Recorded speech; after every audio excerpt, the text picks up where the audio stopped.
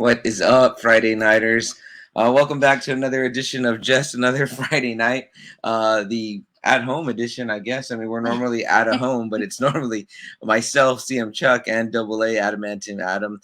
But like, I have the computer, he doesn't, so it's like that's why we're here. He could do a show from his phone. There could be a number of different ways we could do it, but we're choosing not to do it that way, and we're kind of doing it like we did last week, again at home here. So instead of Double A Adamantium, I have the absolute next best thing, which is Untamable Amy in the house. Sis, how are you doing? What's up, Friday Nighters? I'm doing good. I just showered, and we are starting a little bit late tonight. A lot of bit late. It's fine. Well, then the past couple, because we've been doing like 7:30, kind of. We try to make that a regular time. I like to give Double A back to his wife, and I also like to get home to here. I have no wife, so I'm good. Yeah, I mean, not that we don't like. We would just do the show and sit around and hang out, but we have obviously other obligations and stuff. So, yeah. I got Fortnite to play, so I like to get home and play some Fortnite too. But no, yeah, the show is fun. The show is a commitment, but it's fun to be here and do the show. So absolutely, I'm always. It's always a pleasure to be on the show, especially as a co-host, which is really awesome. Yeah, you are now for sure the longest running co-host we've had. Well, it helps that we live in the same household. Yeah, so, I've been a guest. I can't do it. I'll be more than happy to sit in. Yeah, those are some big shoes to fill. For sure. But I do what I can. For sure. I've been a guest on the Now Watch This podcast like 3 times, one time unaired or whatever. So, but that's just as a guest host. I've never actually co-hosted the show with him. So see, you've actually co-hosted this show a couple of times with me. So yeah, and I'm still learning. So yeah, and I feel kind of bad because last week I had like all these backup plans and I had you on, and it was like I didn't really talk with you that much. I think it was awesome. It was awesome to have people that wanted to be involved in y'all's show. Yeah, and be on the show. So that was really cool getting to see everybody's input on different things, and I like that it was like a variety show. I like that. I like that. I know you and Double A usually don't do that. No, but it's nice to have that change of pace. It can be really hard. And guys, that episode I think was a lot of fun, despite the circumstances. But definitely go listen to it, even if you're just listening to the audio on YouTube or watch it on YouTube, because I haven't heard the audio version yet, but I know some of our guests, like I didn't interrupt them. We break every 30 minutes because Anchor makes you take a break, and I didn't do that. So they probably got their audio cut off on the audio version. So if you hear it on Spotify or iTunes, Jerry D or Alfred, I'm really sorry, guys. Even Sean and Joe, sorry, guys. But you can hear the full thing on YouTube. And while you're there, hit subscribe, because we need some subscribers. We're almost at 60. We're very close to 60 on our YouTube. And forgive me if I sound a little froggy, guys. I am not sick. I had 2 COVID tests this week. They were both negative. One was the 2-day one, like where it takes 2 days to get, and one was a rapid. It cost me $65. Because that's what my insurance says, whatever. It all depends on your insurance, so don't be afraid to go get a rapid. It goes solely insurance based. But and we also got great news from Alfred over at Collector's Cove and the Comic Book Characters podcast. He is also negative. So Alfred, congrats on that, and glad that you're going to be working Ekman's tomorrow. Jason in the house says, "What's up, bro? What's up, Jason? Sorry about the super late start, man. I know I told you earlier 8. No, I think I told you 8, but it's not." And before you ask me what's up, Jason, I'm going to give you the heads up on what's up for this weekend. There is going to be the Dale Ekman's Comic Cards and Collectibles show out at the Shriner Auditorium. That's where they had it this last time. It was really successful. It was kind of when things had died down and people went, and it was a great time. We took my nephew, your son. That was his first time, I think. At Ekman's? No, I think he might have been once before. But it was probably a long time ago. Yeah. Well, the truth is that the pandemic, seemed like such a long time. So it was like a long time since anything had happened or whatever. So it felt like anything that you hadn't done like that. But it was really crowded. It was a really packed show. Now things are on the rise, so I don't know how it's going to be. I haven't read anything on their website about precautions or mask requirements or whatever, but I will highly suggest anybody that go be safe. Alfred told me himself that he's going to have a sanitizing station at his booth. So that's really good. Smart and really because I feel like I know, like when we see the sanitizer, we use it, or if there's wipes or whatever. Yeah. Even if it smells like straight up bottom shelf booze, we still use it. So guys, we're gonna maybe try to keep it tight because Untamable Amy doesn't like to do a show as long as me and Double A do, or even last week's show, which really drug out, which again, it was so many topics, and I think everything deserved time, and I wanted to let everyone have the opportunity to talk that bothered to come and help me out and be on the show.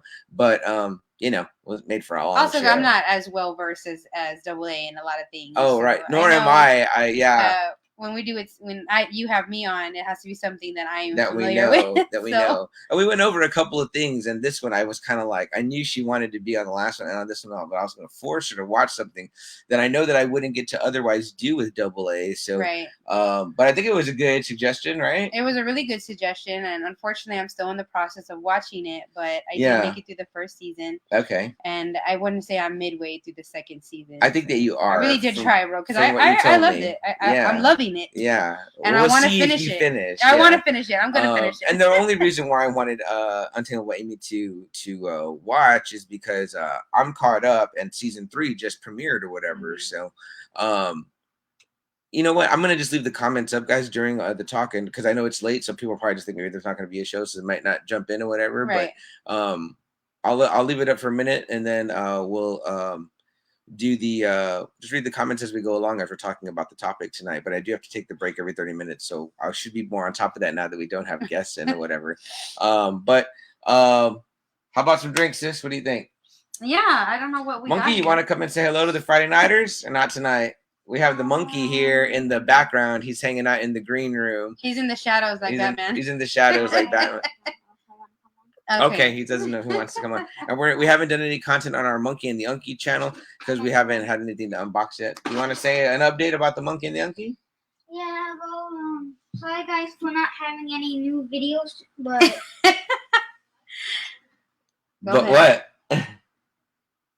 So hopefully soon we'll be having more videos. So. All right. Maybe we'll record tomorrow or the day after. We're not sure. Joe is in the house. Joe says, Shira. Thank you, Mitch. Cheers. Okay, yeah. All right. Well, okay, I'll take one of what you're having. Okay, so we're you can go ahead. We want to bring back a tradition here that we used to do with Double A, but Double A prefers to just drink his Dos Equis, so we don't make him do the different beers. Sometimes they would be kind of rough to get through, but that doesn't mean that we're not going to have a beer for Double A anyway. So Double A, just like last time, this bud is for you, buddy. So this one's for Double A, who's not here with us today, but he is here with us in spirit. Oh, well, if I can do it. Do it. Joe says he's one shot in. Can you get that? One shot in, Joe? Oh, man, I wish that I could have. I know, me too. What are you shooting, Joe? What are you having one shot of? And Jace, what are you drinking if you're still here with us? All right, Double A. That's to Double A. And so we're drinking this. Look, we're going to try this.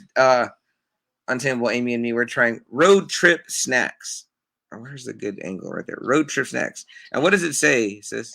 So this actually is from the Panther Island Brewing. It's brewed in Fort Worth, Texas. And I actually first spotted it at the Central Market HEB. And I really liked the name. I thought it was awesome. Road Trip Snacks. I mean, who doesn't like road trips, let alone the snacks to go with it? But it also says that it's ale brewed with beaver nuggets. From Buc-ee's. From Buc-ee's. What the heck? If you've never been to Buc-ee's, you need to go and check it out because I think it's just a must-stop shop for your road trip. And you got to get the beaver nuggets. There you go. Need help there? No, I got it. I trim my nails and so. And Jason's having a big red. And Joe says Mexican candy shots. Joe, do you make those yourself? Oh, do you make those yourself? Joe, I want some of those. I'm down. There's the Irish crickets, as Joe calls it. Irish Now watch this podcast. Crickets. Rich is in the house. Rich, what's up, my man? I hope all is well. Yes, man. Again, you might have missed it. I'm negative. My sister's negative. My mom is now negative. We're raising the roof. We might not be seeing anybody for a while because we're like good results and negativity in the good way of no positive results. So we're happy about that. So here is we're trying the Road Trip Snacks brewed with beaver nuggets from Fort Worth. Says cheers to you. Cheers, and cheers Double A. Guys. This one's for you. It's going to be up here all night, Double A, because you're here with us in spirit. It smells hoppy. It smells hoppy? Mm. It looked dark because it kind of splashed out of my can. Oh. It's very rich. That's I don't taste the beaver nuggets. I don't taste any sweetness. I actually like it. It kind of like reminds me of when I first drank Guinness for the first time in a long time. Yeah, I get that. I know you like Guinness, and I like Guinness too, but I'm not I know you, CM Chuck, have actually gone out and bought it and had some at home, but yeah. And if you see the little guy there, he's kind of munching on beaver nuggets there. He kind of looks like what's the guy? Hank Williams II. Are you ready for some football? Part 2. Part 2. Oh no. So Joe says watermelon mix, tahini, and silver tequila for Mexican candy shots. All right, very tough, Joe. I'm gonna have to maybe get that. I gotta have one night, Friday night, or one on Jay Dollars to tell a story about when we were at El Luchador and some bikers bought us shots. I'll tell that. Let that story be told then later. But yeah, Rich, what are you drinking, brother? And yes, thanks to God, as he says, for sure, man. We were so happy that everyone came out negative. And I think we might have. We said we weren't gonna have any guests, but I guess we have Grogu in the house. Grogu is here. Oh man, it's getting crazy with Grogu in the house. So very, very cool. Also, major news just getting broken to me right now. Our wrestling fans, guys, if you're watching the second show that comes out for AEW, that's All Elite Wrestling. That's kind of like the number 2 right now to WWE. There has been rumors. Tonight they are in Chicago, the hometown of the iconic, one of my favorites, a legendary CM Punk has debuted. He is back. He is in AEW. See, now that's the wrestling that I was watching, like when he was. Yeah. Okay, Grogu, we gotta take off, buddy, because you're gonna spill these beers on the computer, and we're gonna have a bad night if that happens. So you're welcome to come and sit in with us. You know what I mean? If you want. When CM Punk was wrestling, that was my boy. And but you know what? Before CM Punk, you used to always say, "Oh, my time is The Rock and Undertaker and Stone Cold." Well, yeah. Well, then after they were gone, then they started coming out with these new guys and stuff. And CM Punk's was one of my boys, but honestly, Taker has always been my man since day one. Yeah, for sure. You know, I didn't care for his biker phase, but I still loved him then. That's been my man for a minute. Yeah, no, I definitely get it. I'm a big Stone Cold guy, but yeah, I know that Joe from Now Watch This is a big. Sorry if the camera keeps shaking, guys. You got to watch the table, buddy, because you keep knocking the cameras moving like this. looks like we're in an earthquake. Yeah, I'm a huge CM Punk fan too. I probably got like freaking must have 30 or 40 just CM Punk t-shirts. I probably have every shirt he came out with while he was at WWE. Yeah, I know you have. And you know what? If I wasn't doing the show tonight and I had cable still, I probably would be looking at AEW to see that cable. Because which we're glad we cut the cord. But I'm gonna look at all the clips afterwards. I want to see it. I want to know if he fights or does he just come out and talk. You know what I mean? But it's kind of cool. It's kind of big, exciting wrestling news. I mean, there's a big name back. Supposedly, they're going to get Daniel Bryan too, real name Bryan Danielson. You know, so that's 2 huge Ring of Honor alumni that are elite guys from Ring of Honor, and for them to be in AEW, I mean, AEW's been getting. But Daniel Bryan's been wrestling. Yeah, he had been. He took a little break. He took a couple of breaks, and he got hurt, and then they thought his career was over. But then, like, you know, supposedly he got better, and he came back. He had a good run back at WWE, and then he didn't renew his contract. So they're saying that, you know, AEW may be the place to go now, whatever. And AEW does have a lot of talent.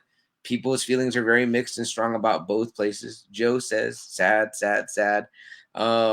You can't deny what Punk brings to the wrestling world, though, and I'd love to see him mix it up with Kenny Omega. So, as a wrestling fan, it's exciting. Bill Hill in the house. Bill says, and that is his real name, folks. Theo Bill, Uncle Bill, glad to see you tonight, sir. We came home smelling like barbecue, so that also added a little bit to our lateness. But he says, Guinness is good and good for the soul. Yeah. So, Theo Bill, would you try road trip snacks brewed with beaver nuggets? I want to know if this is up your alley. Also, Kylo's on there. Yeah, there's a little dog. It looks like our dog, Kylo. Let's see, what else did I miss? Rich says he's having water tonight. Rich, I was drinking some water too, man. I was feeling dehydrated, so for sure. Joe says, what about those straight whiskey shots? Yes, I remember that. That probably wasn't my brightest moment, but that's normally what I do. Joe says no one's watching that shit regarding AEW. Rich says, but for them to be there on their own stage, they need to get wrestlers to bring up like Stone Cold and Undertaker. Yeah, agree. And they have guys like that. They have guys like the Young Bucks and Kenny Omega, which definitely have talent or whatever. And they've been on the circuit for so long. You know what I mean? They were all part of the Bullet Club when it was in Japan, and that was like blowing up big. And I think there's a lot of room there to grow. And I think that certain wrestlers want to go there for some of the independence they don't have at WWE. But me, I'm all for good wrestling. It doesn't matter where it comes from. It could be at the local, gymnasium or whatever, you know what I mean? And if anybody wants to see my tryout at RCW Wrestling, I was just gonna say, to forward you the YouTube. It takes a lot, I think, to even get up. Joe there. had a good laugh at it. Yeah, for sure. Rich says that's the only reason I don't watch it. No, I totally get you, man. I mean, to me with wrestling, it's like it's real easy to get out of it. But it's also real easy to get back into it because if you start watching it and you see one guy you like you're a Roman Reigns fan, you know what I mean? He's at the top right now. He's a bad guy right now, but he's at the top right now. You know what I mean? It's he might be the only guy watching, but once you see, you're one guy, and I think Cena's kind of coming back. Obviously, he's super hot off of Suicide Squad. Right. You know what I mean? It's like it just takes you that one guy to be like, okay, I'm gonna watch these two guys. Right. But while you're waiting, you're watching another match, whatever. I used to watch wrestling while I ironed clothes for work, so it would make it easy to just. I'm ironing clothes. I'm looking. I'm kind of watching the matches in a minute. I think it's a long show too. I probably would have got more into wrestling. I was into wrestling, and I loved a lot of the male wrestlers, but I always wanted them to have more like badass like chick wrestlers or whatever, which I'm sure there are, but I guess I like a certain type of woman wrestler. Like I really loved Chyna. Mm-hmm. I loved her style because she would fight dudes. Yeah. And I did I was kind of feeling Glamazon, but again, they're both fucking Phoenix. Jacked, and they're not. Well, you've seen Nia Jax, right? Nia too, Jax is badass, she's pretty buff or whatever, but she's not jacked like Chyna was. No, she's not. But I mean, I think she can still move for a woman her size. Yeah. Well, I never really grew to love any of the women ones. Yeah. So I wouldn't watch. So I don't know how they wrestle. You didn't like the little foofy, frilly, pretty girls. Yeah. You know who you would like? You would love Double A's girl that he likes a lot, Jordan Grace. Okay. She and I loved on I think Impact. Somebody correct me if I'm wrong.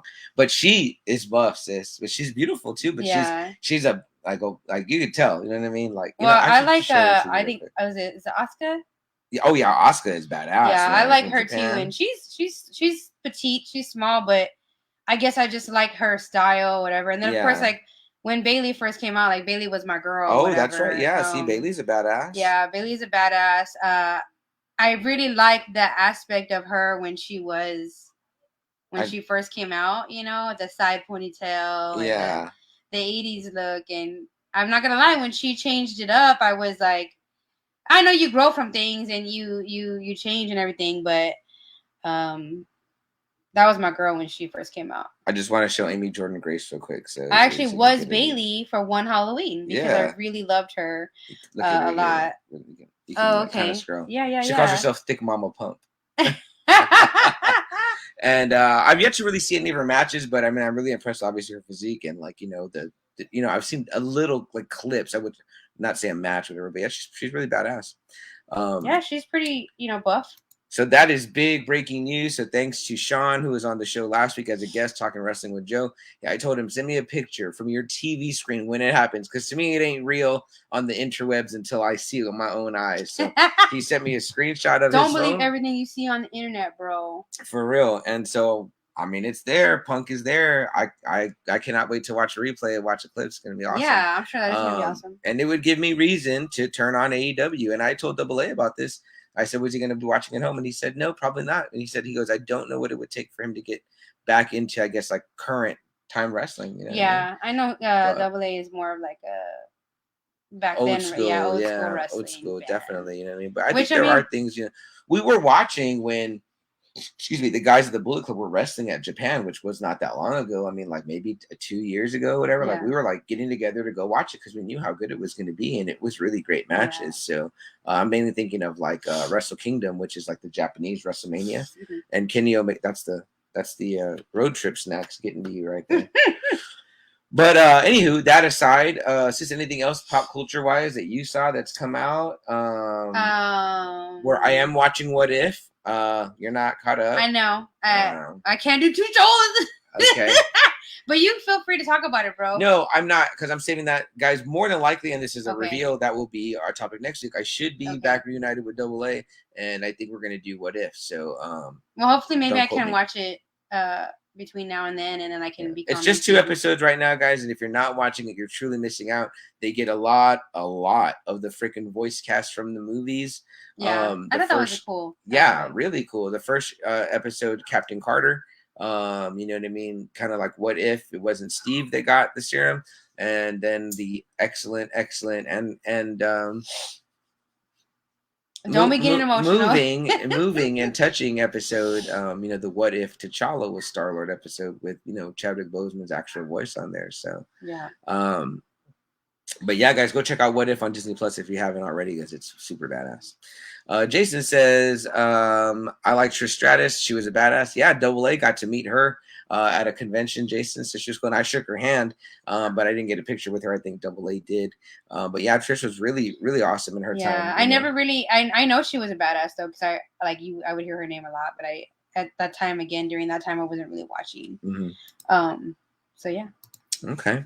Guys, I can't think of anything else on top of my head that I wanted to talk about pop culture wise. So I'm just going to move us right into the topic. Right. And we'll talk about it. And if anybody has anything they want to talk about when I do the 30-minute break, let me know. And we'll talk about that pop culture topic going on. I don't think anybody sadly didn't die or anything like that or whatever. Only in real life folks we know, unfortunately. Yeah. So, you know, but yeah. There was. Have you been following the Jeopardy kind of controversy thing, whatever? That people want LeVar Burton to host or whatever. I mean, I had heard that because. I said I'm going to get into the show, right? Then I sidetracked. But go ahead. No, go ahead. What did you hear? The host or whatever. Alex Trebek. He passed away. He passed away. Right. But he had already retired, or no? He was still hosting. I think he hosted episode. Well, I think they might have had some guest hosts towards the end or whatever. Okay. But it wasn't decided or whatever. Right. So, you know, like everybody was pulling on. Jason says regarding Trish, she was his crush. Yeah, I think a lot of guys, Jason for sure. But regarding LeVar, regarding Alex Trebek, he passed, and then they were gonna get. Sorry guys, you can hear our dog because we have him outside, so he's not like jingling around. Well, he's not gonna go to bed yet, so not till 9:30, I don't think. So we'll give him about 10 minutes. Yes, the dogs have bedtime. Yes, the dogs have bedtime. One does, the other one just kind of wanders. But so you know what? Yeah, you can get him. Okay. So can you hear me while I'm talking? Yeah, go ahead. So anyways, guys, if you don't know, so Alex Trebek passed. I think they were maybe doing guests. He had cancer. Or maybe they were doing guest hosts towards the end. But anyway, when he got done, everybody was saying, well, we really would like LeVar Burton. You know, people our age now remember LeVar Burton from Reading Rainbow. And obviously he was do you want me to let him you can put him in the cage. Okay. Sorry, guys. This is the joys of being at home, right? Work from home. So yeah, Double A's a designated room for podcasting. But so people were just like, the fans kind of came out and said, you know, we want LeVar Burton. Everybody loved it. They had a bunch of different guest hosts. Even I think Aaron Rodgers from the Green Bay Packers, I think, guest hosted. And apparently people said he did really well. I'm not a fan. But, you know, people were still like clamoring for LeVar Burton. So finally he got his turn to guest host and he did really great. And then some other guy hosted. And this guy is apparently like an executive producer or something like that of Jeopardy. So he executive produces or whatever, and then he pretty much kind of gets offered the job. Joe says, sorry, I had to go cry for a bit. But yeah, so was it about Alex Trebek, Joe, or was it about the CM Punk thing? You could still like CM Punk, Joe. Hopefully it's still going to be awesome. But anyway, what I was saying is right. So then this other guy guest hosted, and he's like an executive producer, and you cover it, and he'll just keep you happy. No, I think if he sees us. Oh, okay. So anyway, so then they're like, oh, the Jeopardy producers are leaning on this guy being the host. Everyone was like, that executive producer guy? Like, he's like nobody, like he's behind the scenes, but he's been a part of the show for whatever. And they said he was pivotal in like helping choose the next host to be. Cheers, Steve. Thanks for joining us, bud. Sorry we're late. But anyway, so I'll wrap this up and then we'll get into the topic in those last couple minutes here. So then it starts coming out, well, he's going to get the job. Well, then the fans all got pissed off because they were like, well, it sounds to us like you already had him all the time in mind. So this guest host shit and all of our campaign from LeVar Burton was for nothing. And so it was like very like whatever. Well, then, you know, as things go in today's society, what sometimes cancel culture comes in handy. Because what did they do? They dug up dirt on him. They found out that they were like, oh, this guy makes like anti-Jewish comments in meetings. He's very shitty behind the scenes, treats his staff like shit.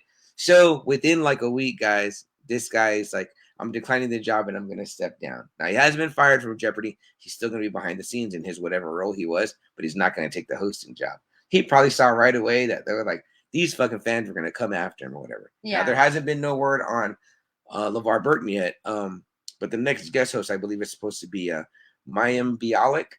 Blossom. Oh, right. Mm-hmm. Yeah, also from Big Bang Theory or whatever. So. I could see her doing that job, maybe. Yeah. But yeah.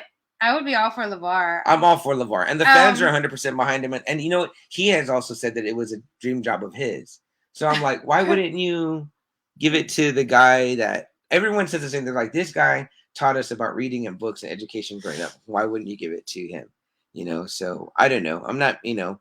So it's funny that we're talking about him real quick is that we all know about my son, the monkey. The monkey.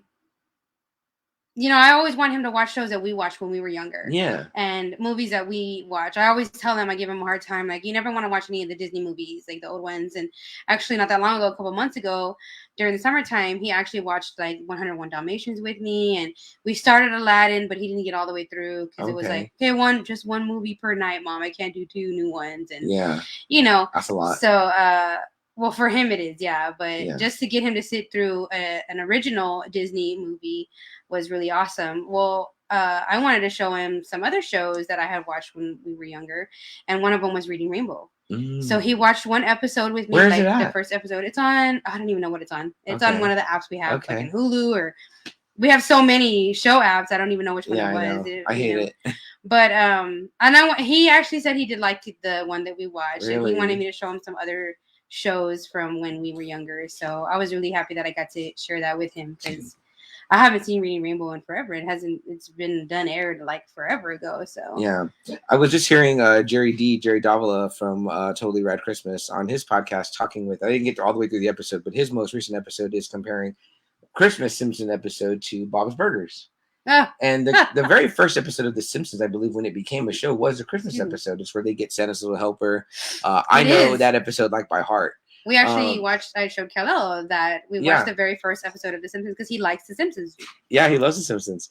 But the guy he was talking to was younger. Like he was younger than you. So he's like a young guy. Like I think his friends like I think The Simpsons debuted before this guy was born. And so as they were discussing it, they kind of got into a conversation, and I thought it was interesting that Jerry chose a guy like that to do that show with. They were talking about how some things didn't age well, and I was like, yeah, I get it. Sometimes some things don't age well or whatever, but it was an interesting contrast because the younger guy was saying, he goes, man, it's funny what you could do back then to get a laugh. Like that was like whatever it was like a solid joke, and he's like, nowadays you couldn't do stuff like that. Like you couldn't say stuff like that, but it's so funny because there's so many things like that. Like if you look at like All in the Family. You know, Carol O'Connor was like, you know, he made a lot of really racist jokes that definitely wouldn't fly now. Yeah. You know what I mean? But back then it was like there was other things that you couldn't do or say on TV that you can do now. Like you know, you can say, you know, bitch and ass on TV like a lot. Right. It's like you couldn't say that back then or whatever. Yeah. But here you could be making like racial jokes. It's funny what they thought was like allowed, to be allowed then. And now, times are different. Times have changed. So you know, movies that were made, you know, in the 70s and 80s, you couldn't make those today. I mean, no, you really couldn't. There's just not, you know what I mean? You know, we talked about, you know, nobody can't have nothing. One of my favorite comedians, and you know, I don't know about Double A, I don't know about you, but like Andrew Dice Clay.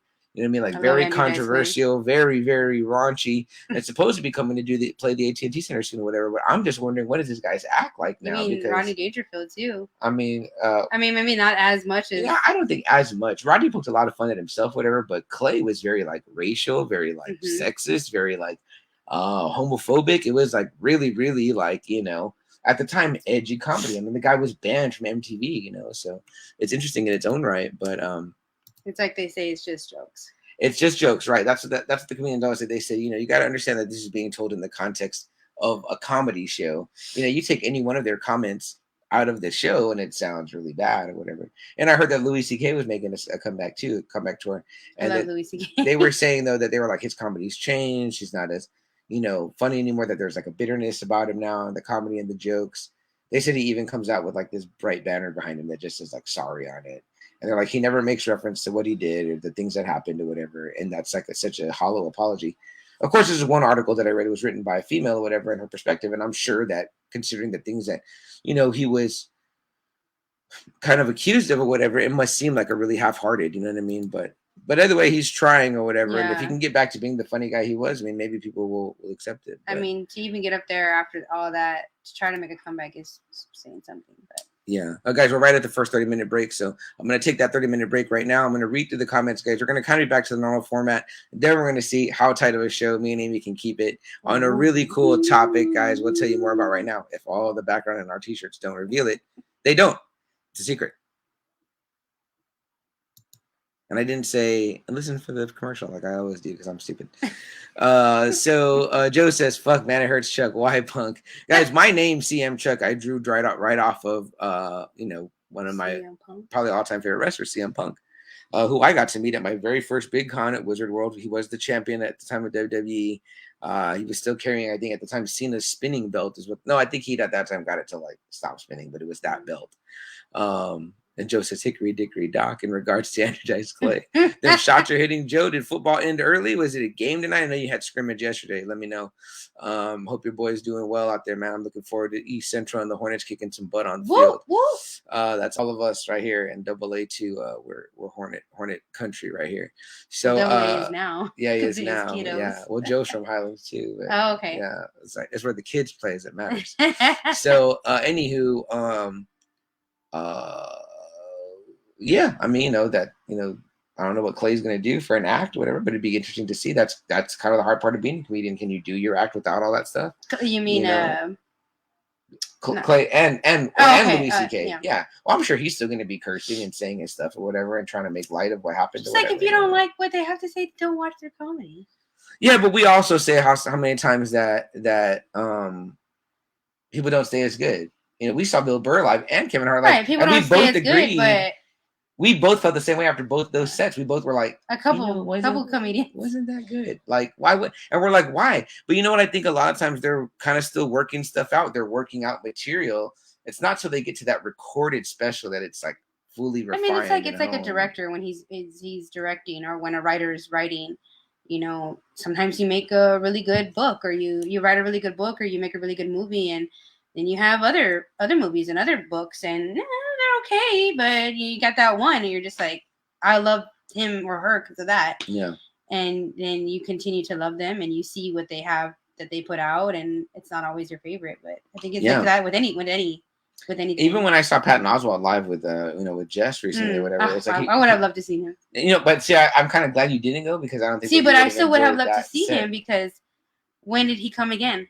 I'm sure he'll come again, though. But he hasn't since then. It's like since then. Well, it's been a whole year. Well, yeah, but I'm saying it's the experience also of.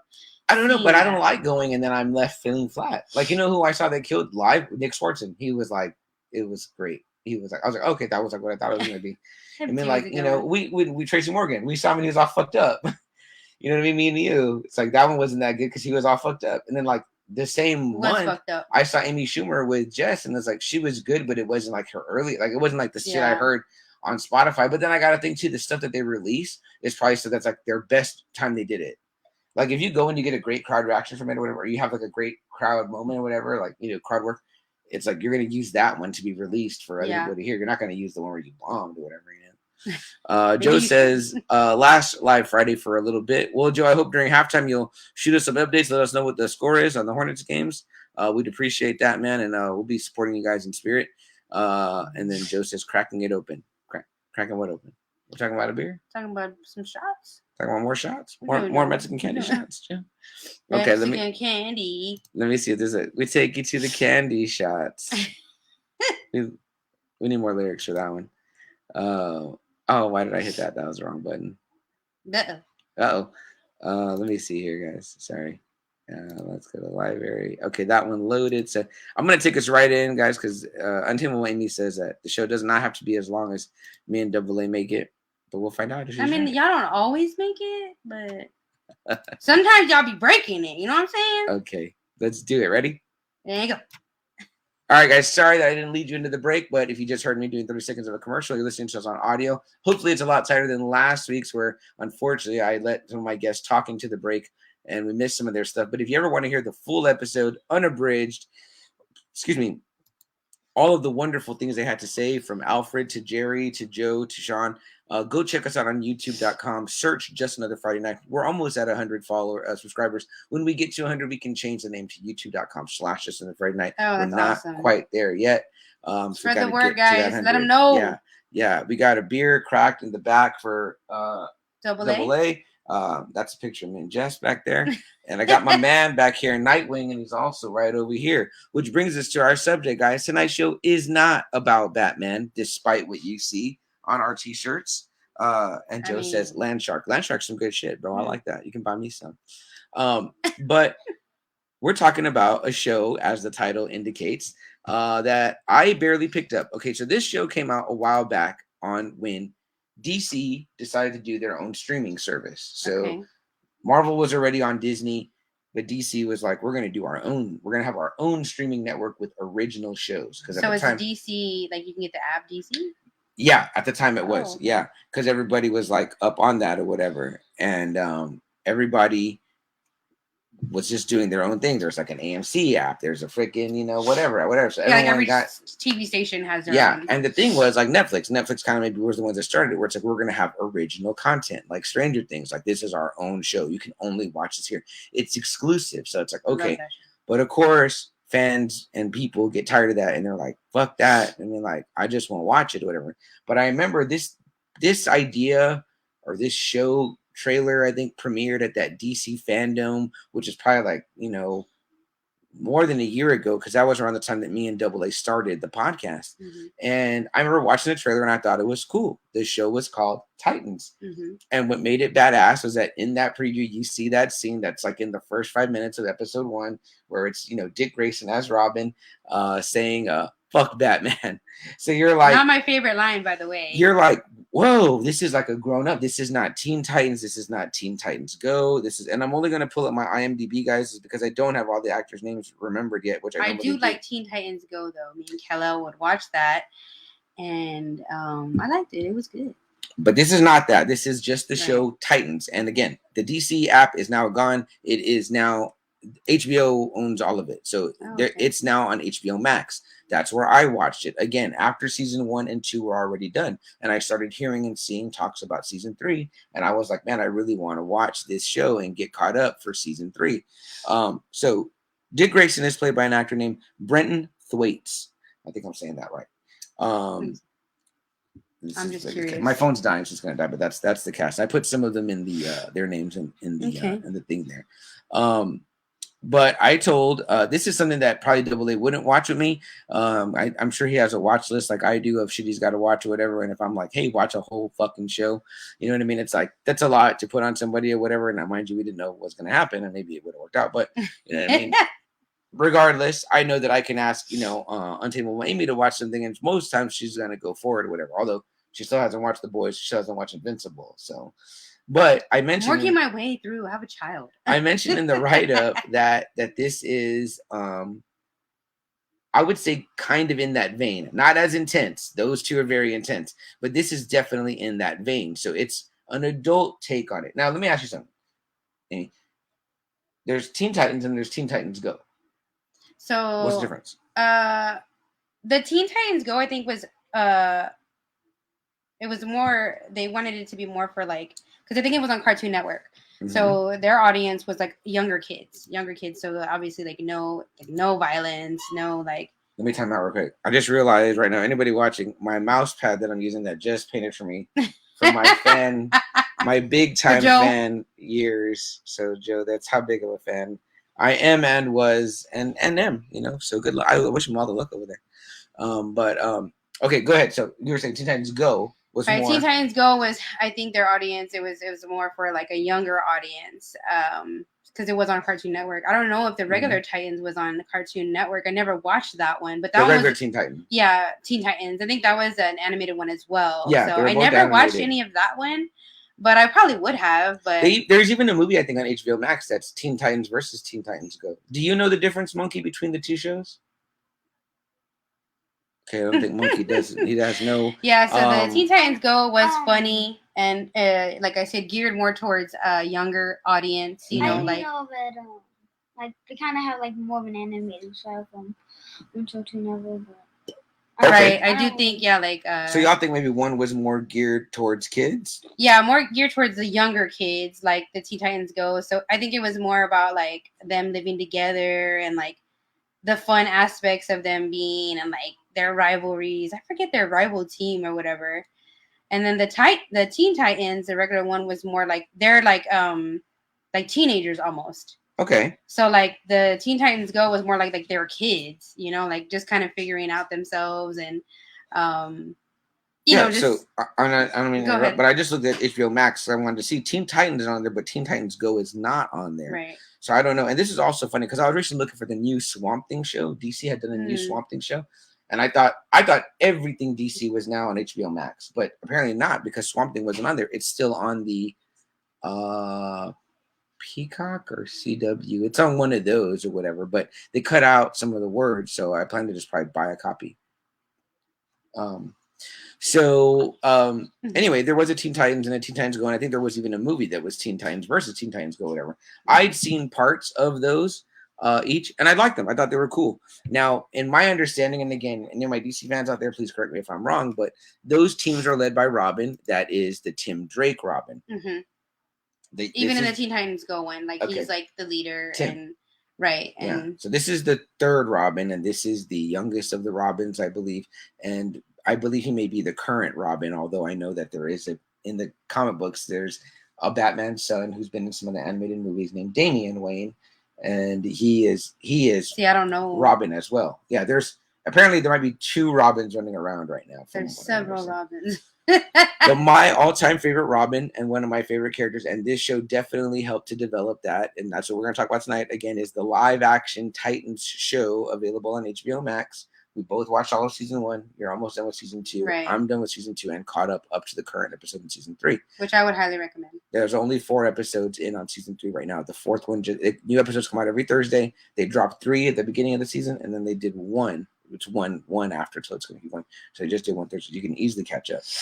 So super fucking fun show, and like I said, you know, that trailer was cool at DC Fandom, and I was like, man, but I'm not going to become a member of the DC app to watch that. But I was like, it seems cool. Mm-hmm. So I would ask my DC guys like Albert, and I'd be like, hey, do you know, are you watching Titans, whatever? And he's like, no, I don't have that app or whatever. But he always like bootleg shit, so I thought maybe he had bootleg Twitter. But Albert. Yeah, I thought that was really cool, that whole fuck Batman line. And for the good thing was cool. By the time it got to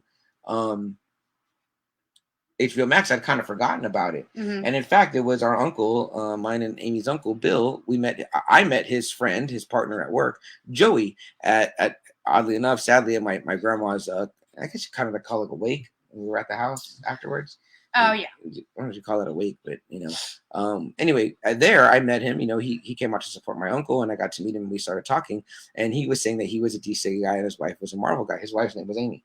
And he was saying that, you know, there's things that they've watched, his wife tend to lean towards those. But what he really loved, he goes like, have you watched Titans? And I was like, I haven't, man, but I remember that came out. And he was like, oh, man, you got to watch it.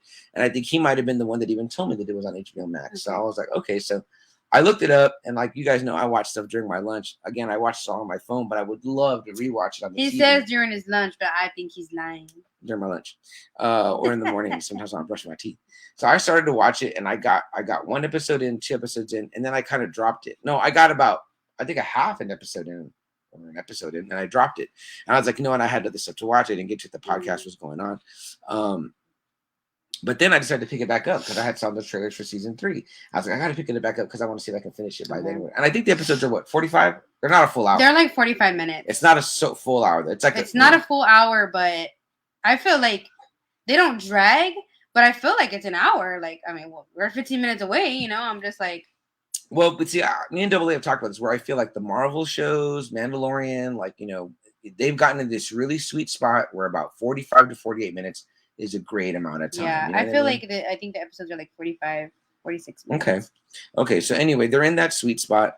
I start watching it, and then once I get a little bit deeper in, maybe episode, maybe even just 2 or 3, season 1, I'm like, oh damn, this is really good. Whatever. Like I was like, good action. Right. I think pretty good acting.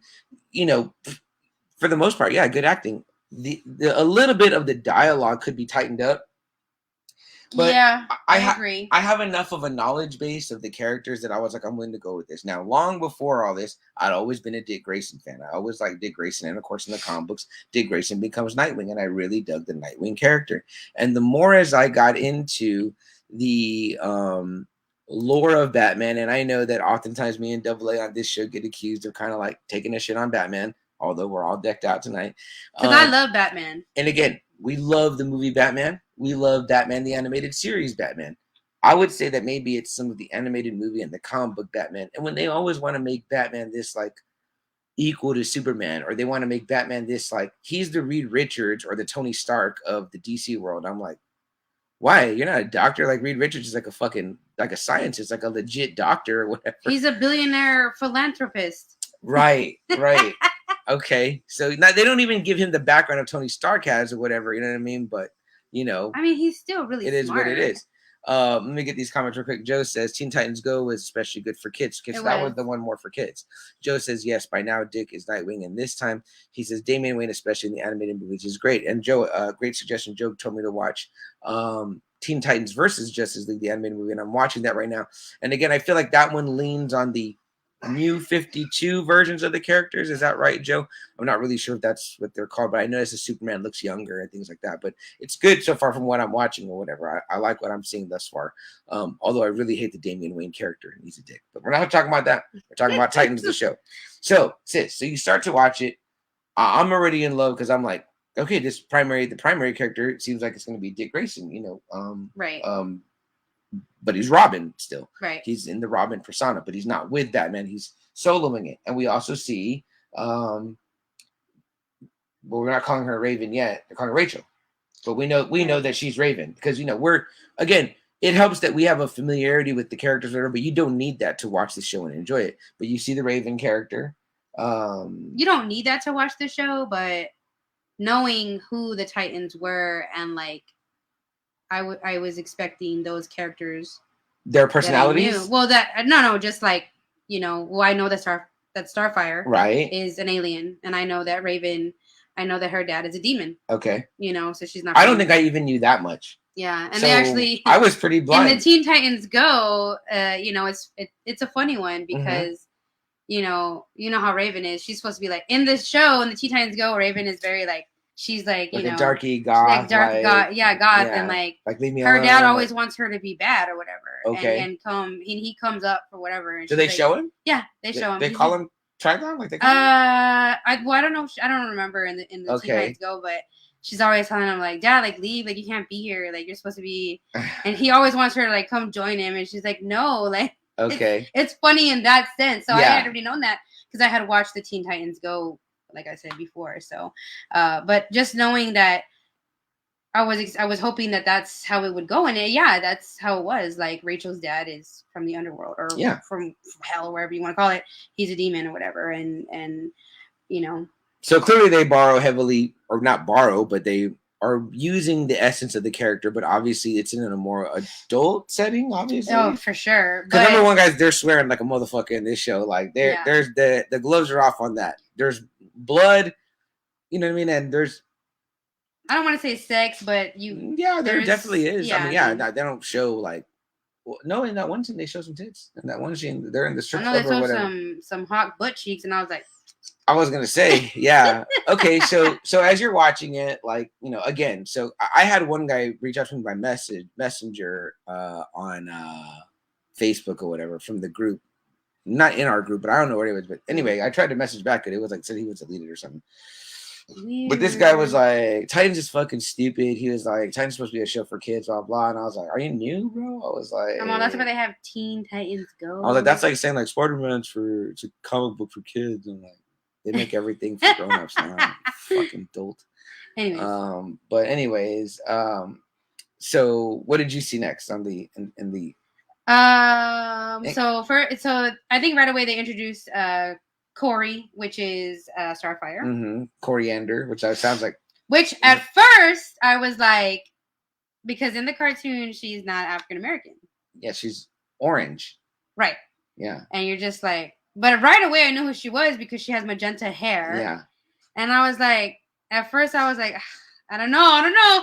You know what's funny is that me and Kara were actually talking about this the other day. We were talking about how they have the Disney movies and then they make the live action movies and they cast sometimes different characters. And they're getting ready to do a live action Little Mermaid movie, and the actress who's going to play Ariel is African American, which I have no problem with, except for the fact that I'm more of the type of person that wants to see it like, I think we've had this conversation too. I want to see it the way that I saw it growing up. Like, had Ariel been an African American at first, and then they cast a white person or a white female, I'd have been like, what are you doing? Okay. And that's kind of how I feel now. I'm like, well, you know, an African American with the red hair and a mermaid, like, you know, that means Triton's going to be an African American too, which is totally fine. But I'm like, who is it going to be? Who's that? Who we're going to cast as her that's an African American? And like I said, had Ariel been African American in the Disney movie, I wouldn't have no problem with it. Yeah. But she wasn't. That's like casting Tiana from Princess and the Frog now in a live action movie as a white woman. That doesn't work. Like, that's not the way that I would want to see it. You know, I would like it to be based on how I grew up. I love The Little Mermaid. It's like one of my favorite movies. Yeah. I think what I hear a lot of people say sometimes, they're like, oh, don't change the classic character. Like, instead, why don't you use an already existing character of that race and, like, build that character up or whatever. Right. But, you know, I have to admit that sometimes just when you look back at a lot of these superheroes and a lot of that, it's like, it is very, in a way, whitewashed. So it's like, you know, you have to add diversity. I mean, if you look at the Avengers faces, if you look at the Justice League's faces, it's like, there's no other races. I mean, and I would like to see, like, Latinos represented. See, I did like when they did, you know, I don't know if Cyborg he's African American, right? That's always been, But back to Starfire, or her name's Corey in the show. Right away I knew who she was, and of course I was like, oh my god, it's Starfire. Yeah. Because automatically you know who she is because she has the magenta hair, and in the cartoons and in the other shows. Plus it kind of works because she can kind of walk around as a human. If she was walking around orange, you would be like, right. Like, Although I think, I don't know, maybe in her, where she's from, they can change and be. And I think it was kind of controversial when that first came out. You weren't the only one to say that. That was part of the controversy, is that, like, oh, like, you know, they cast this African American girl as Starfire. I mean, it didn't bother me that much, but right away I was like, she's not. And even then, you know, number one, something that did come. Number one, she's super freaking beautiful or whatever. She really is. She's one of my favorite characters. Yeah, me too. And if they would have, and definitely one of the most powerful, I think. And if they would have, if they could have just made her orange. Now, what I do like is when she kind of uses her powers at full, she kind of just turn orange in a way, which is neat or whatever, you know. And she does a great job, I think. And again, that character is very, from what I've seen of the cartoons, the kiddie cartoons, is, and I've never read any of these comic books, so I'm not familiar with them. And I've never watched any of the DC animated movies about the character. So all I really have as a frame of reference is the Teen Titans or Teen Titans Go, whichever one I was watching. And she kind of always is kind of like this, like, ditzy, like ethereal, like, in the Teen Titans, mothery, because she's not from Earth. She's kind of always out of there. She's very like fairy-like goddess, like whimsical, right? Doesn't know from Tamarin, right? Tamarin's her planet. Yes. Well, this Corey is just a fucking badass. Like, I'm like, she's like bad bitch status all the way. Like, I'm like, man, she's fucking cool. Like, she kicks ass right away, like in the early episodes. Let me read a couple questions right here. Comments. Joe says, yes, he says Damon is a badass. Disagree. He says, yes, he comes out. Not sure what we're talking about there. He says the first trailer was the big fuck Batman quote out there. Yeah, that was another one. Oh, Andrew Everbenite says, Nene in the house. What's up, Nene? What's up, Nene? Where's Angel at, bro? Is he here today? Hey, it's the rainbow emoji for me. I was gonna say, man, Angel, man, I wanted you on last week, bro. I was trying to get you to come on the show, but you were too busy. So I don't know if you're still out there, bro, but I appreciate you popping in to say hello. Holty Bear in the house says, what up? Holty Bear, what up, my man? Welcome. I appreciate you joining the show, Holty. I know that you started watching Titans also based on our suggestions. So if you have any comments to add in regarding Titans, please let us know, man. I'd love to hear what you have to say about it. Did you have any base of knowledge or familiarity with the characters before watching the show, or you just went in kind of blind? Jason, I'll get that comment in our next break for sure. But so I've seen Corey. She's a badass. So we kind of get those three. We start with those three. Yeah. Right? So you got Dick Grayson, which is Robin. You see that he's a police officer.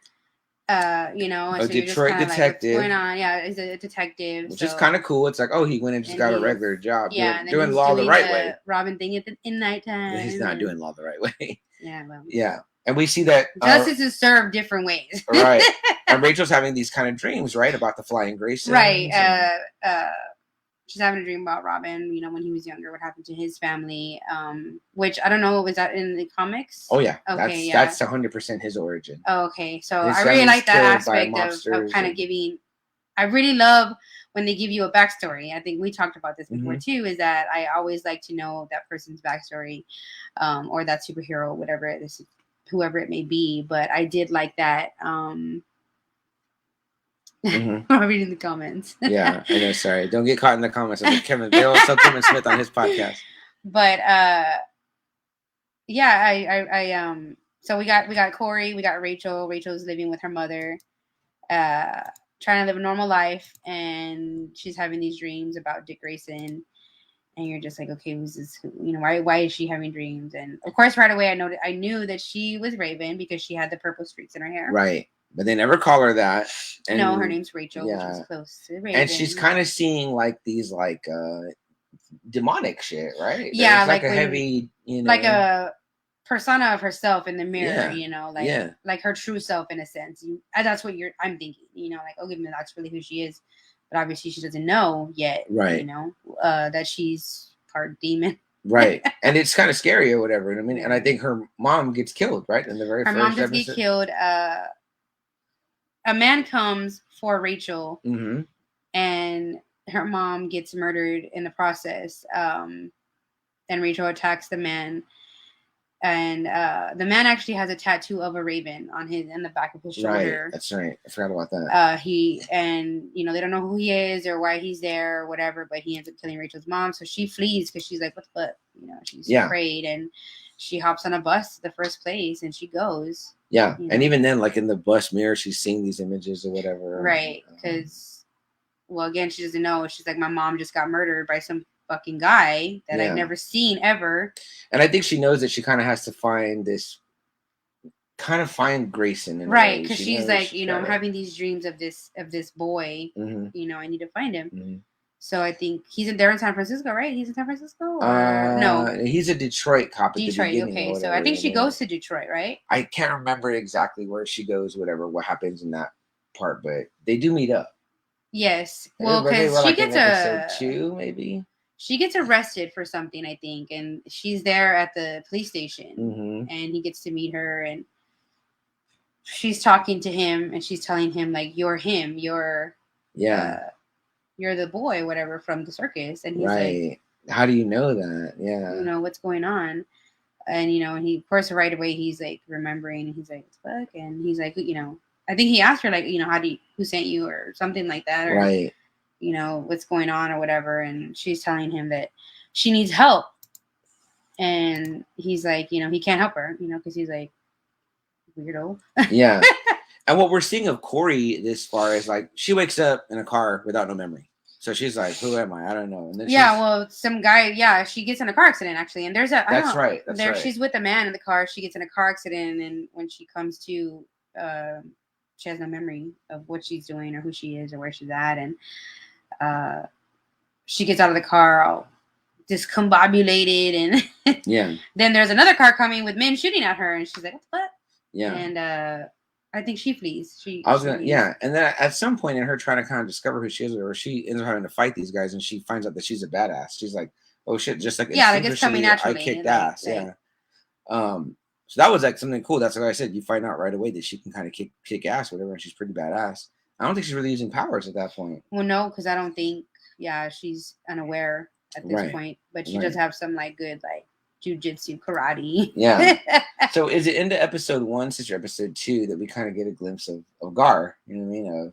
I think that might be in episode 2. Okay, so like right at the very end. Yeah, I think in they show him in the woods. You see the green tiger. You know what I mean? Yeah. I think that might be at the end of episode 1. Yeah. And then episode 2 it shows us more of him. And I forget why they show that. Maybe they're traveling along and they get there or whatever. But yeah, that's kind of like you kind of. If you know, you know, people saying that, right? If you know, you know, you kind of pop because you're like, oh shit, like that's Beast Boy, like that's the Green Tiger. You know what I mean? Like that's neat. And as soon as I saw the Green Tiger in the woods, I was like, that's my boy. Yeah. You know, and Beast Boy, if you guys don't know, you know, I don't know, a lot of people probably didn't watch Teen Titans Go or Titans because they're for kids. Those shows, because they're animated, are geared more towards, I think, kids. Yeah, I think you'd be surprised. I think a lot of times parents are watching with their kids. Right, So right. That's how.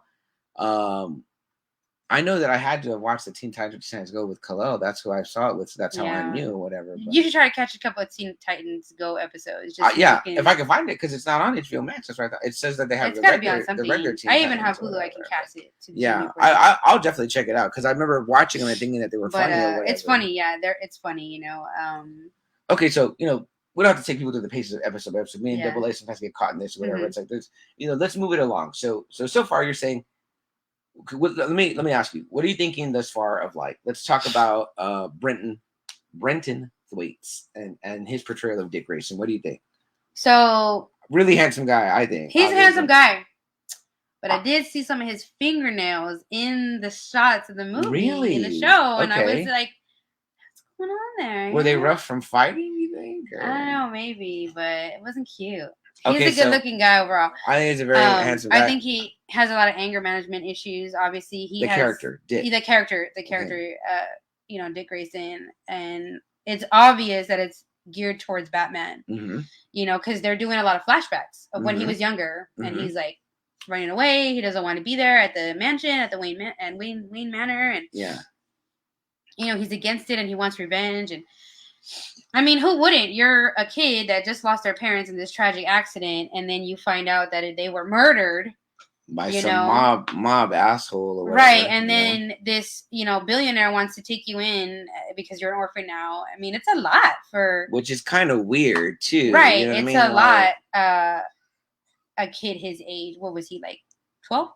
Yeah, maybe 12, 13. Like 12. Yeah. And, it's a lot to take in, and you also don't in these flashbacks, and of course, I think in anybody's mind that's a fan of this. I'm going to cut you off, but you're thinking to yourself, like, are we going to see Batman? Are we going to see Bruce Wayne? Like every single episode, I was like, am I going? That's what I was kind of thinking, not because I wanted to, because I wanted to see him. I liked the idea. Well, I did too. I was hoping that it was Christian Bale. I did too. I wanted to see. I didn't think that at all. In fact.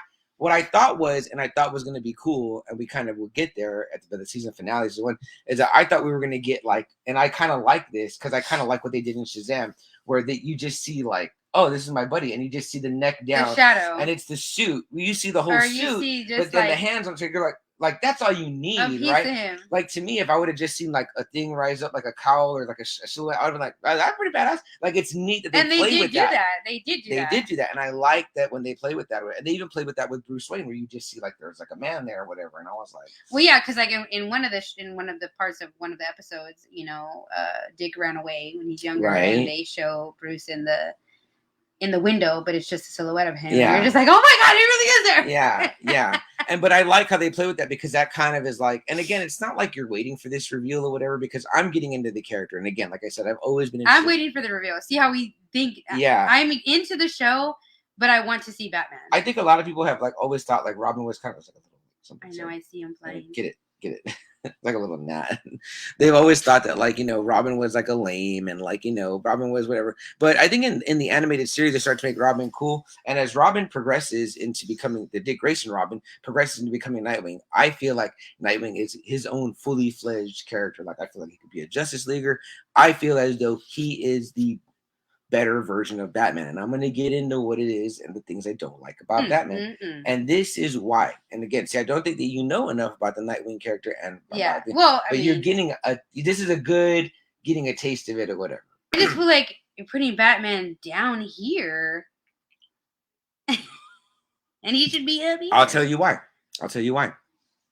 But we're almost at a break, so let's just take the quick break now. Yeah, and then we'll see if there's any comments, and we'll get back into it. Guys, let's put the commercial here and say, so you're going to hear a quick commercial break from me, and then we'll come back. So it'll be either in this spot or you'll have heard it in the previous spot, so we'll find out. And cut. All right.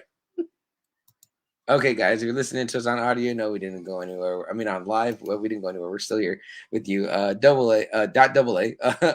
Amy, UA, and myself here hanging out. We do wish Double A was here, though.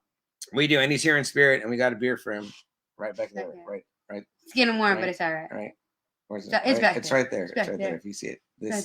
This is Double A's beer. If you're watching me on visual, you can see me pointing at it. And guys, what did you think of the CM Punk premiere? Anybody watching wrestling? Did they see that? I know Joe is sad about it. Jason earlier asked me, are you going to watch any football games this year? Jason, I totally hope to watch them. I would love to go to a bar and watch some games, but it is super scary with Delta, and I will not be going to any bars until we're much, much better off. So I don't know. I don't have Sunday ticket or anything like that.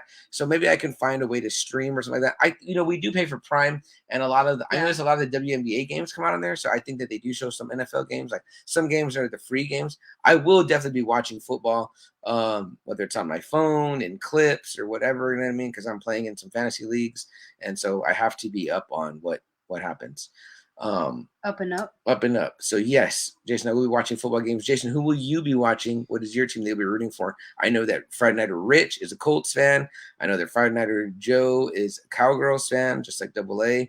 I know that shame on y'all. Friday Nighter Steve, I think, might be a Texans guy. Steve, Don't get it wrong. I might be wrong for you. I know Steve's an Aggies fan. I do know that. I don't know, Steve. I don't know if you care that much about the pros, but I know you definitely college man when it comes to that. And then Joe says Starfire comes from an alien planet of cat people. I think at first I thought I read that as cantaloupe, and I was like, cantaloupe people, Joe, really? What the fuck does that mean? I would like to look that up, Joe, because I don't remember them being cat-like. They're I see the glow, but yeah, I don't have any whiskers or anything. Fucking Mexican candy shots got Joe. Come on, Joe. I'm gonna look it up, Joe, just for you, so we can find out. Yeah, we're gonna find out about that because I don't know if they're cat people or not. But okay, that loaded up, guys. So we're gonna go right into the next portion. There wasn't that many comments in there, so continue to comment if you like. I'd like to hear from you guys. What do you think about the show on HBO Max, Titans? Will you watch it? Would you watch it? Is it something you're interested in? Believe me, guys, Robin is not lame. Robin is actually a really cool character. And something that recently came out, that was comic book news or whatever, that they're saying that the current Robin, Tim Drake, and again, I don't know why they do this, superhero sexuality, but is apparently bisexual. That was big news in the comic world this week. Yeah, that was like apparently a reveal or whatever. But they just did this with Loki in the Loki show too. They kind of like revealed that. You know what I mean? But it was just like, I feel like Loki's like, he's just a sexual being. This comes off of the whole thing with like them being like, oh, like they were gonna do a scene where Batman goes down on Catwoman, and then they were like, no, we can't have that because superheroes don't do that kind of stuff. And then they're like, what, go down on people? Like, so Batman's human, so it's and they were just like, what? Yeah, people were like, what? So Batman's a selfish lover? And I was like, so you're gonna be able to say that about Batman, but you can't say anything about. I need to start reading some comics about more comics. Their sexuality. I'm like, if you're gonna leave it out, leave it out. If you're gonna put it in, put it in. It's like, I mean, I think it's great that they're trying to do that, but I could see that there's gonna be more controversy with characters that have already been, right, withstanding they've been here for a minute, right. And then you want to introduce that to a character that's been I just feel like around. I'm just like, did that come up, or how does that come into the story or whatever? I mean, I guess you gotta have them have a love interest or whatever, but yeah, or you could write it in like, if lots of times some of them don't have a love interest, and then you're like, well, right, is he with women or is he with men? And we've never I mean, I guess you do start to naturally kind of wonder that or whatever, but you know what I mean. But all right, let's pop it back on. Sis, we ready to refresh or how are you doing on this here? Oh, you suck. You better chug a lug, player. These beaver nuggets. I'm at the end because I was trying to get it down. I was trying to get it down. Was it rough? No, it wasn't rough. I just was like ready to move on. Get it. I think I got him, guys. Look at that. Okay. I think you let him go. All right, guys. Thanks for hanging out through that break. If you're listening to us on Facebook Live, it's a really late one. We're getting we got through. Y'all are up. A brief run of comments. It's Friday, right? Why aren't y'all drinking? We know Jason's got Big Red. Joe's got Mexican candy shots. Jason, put a little vodka in that Big Red. Jason says, I got to look at my Longhorn, Hook'em Horns, and my Texans. Okay, right on, brother. I'm glad to hear that you're a Texans fan. I get that if you're living in San Antonio because Houston is closer. So geographically, it makes more sense. For the Cowboys fans out there, I don't get it, but whatever. Guys, but we're talking all things Titans tonight on HBO Max. 2 seasons out in full. And then we've got a couple episodes into the new season. And Steve does confirm Texans and Cowboys. Okay, Steve. I agree with one half of what you feel.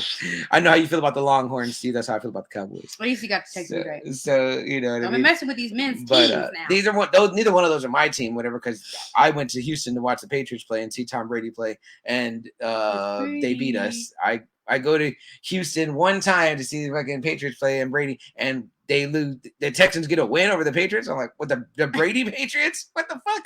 So, anywho, maybe he let them win. Moving on. Maybe. Yeah, maybe. I don't know. But anyway, guys, we'll talk more about that in our next break. But right now we're talking Titans. Number one, we both agree that it's a super killer show, but we have different highly recommended, guys, opinions on what that.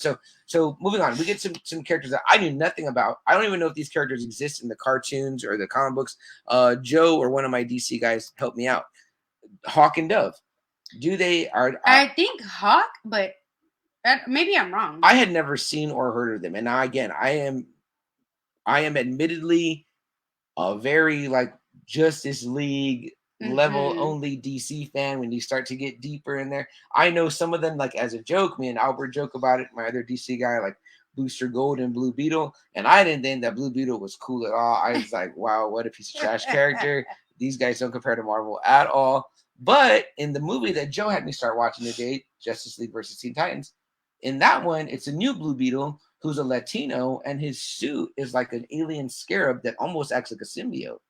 And so then I was like, okay, number one, he's a Latin guy, so I like that. I believe his name is Javier. Somebody correct me if I'm wrong. It might be Javier. I might be fucking that up. But either way, I was into it right away. I was like, this is cool or whatever. So I was like, I'm with that Latino version of the Blue Beetle because he's and a it's Latino. a show. This is the DC animated movie. Now, when it comes to DC and animation, sis, except now with What If, they really kill it. Like they have really good like hour 19-minute movies that are good. Like you watched Killing Joke. I did because I had actually had been seeing it. It was on what, Netflix? It was on Netflix. But now it's on Max. Right, it was on Netflix for a long time, and I had been seeing it. And then it was coming on. It was on TV, and I had caught a piece of it, and I really wanted to watch the whole thing. So I went into Netflix and I watched the whole thing, and I really liked it. And there's Grogu. Yeah.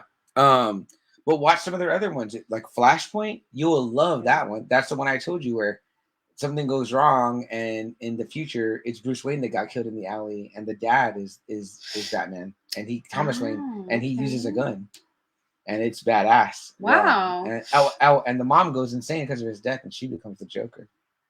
Oh my God! Like, that's see, when it's those kinds of like that's twists on things, I really am interested. I just watched 2 episodes of the old Batman the Animated Series that I loved. They have a ninja in them, and I always remember those from being a kid. It's some of my favorites. The Batman the Animated Series is so strong. I told you to watch that to get familiar with the comics because the Clayface episodes are some of my favorites. The Mr. Freeze for sure, and those ninja ones, the animated one, Batman.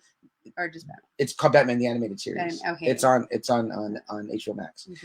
And Double A was just telling me the day that he's been watching what he's been binging during his time as he's gonna be all caught up on all kinds of stuff. The Superman animated series, which is kind of came after, but they did it the same style, and it was also very excellent.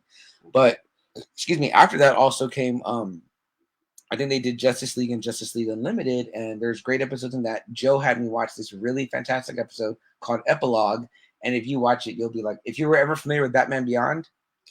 That was like animated. That was an animated one also. Yeah. It was an all-new guy in the future named Terry McGinnis, and he was an all-new Batman or whatever. But in that show, Bruce Wayne is there, but he's old, like he's elderly, but he kind of trains him, whatever. But there's a very, very nice thread in there, and it's a beautiful part. Let me tell you the part that Joe likes to tell us. He's told us on his show a couple times. But there's a scene in there or whatever where there's this team, they're attacking or whatever, the Justice League, right? And the only person that can go in there and save them is Batman.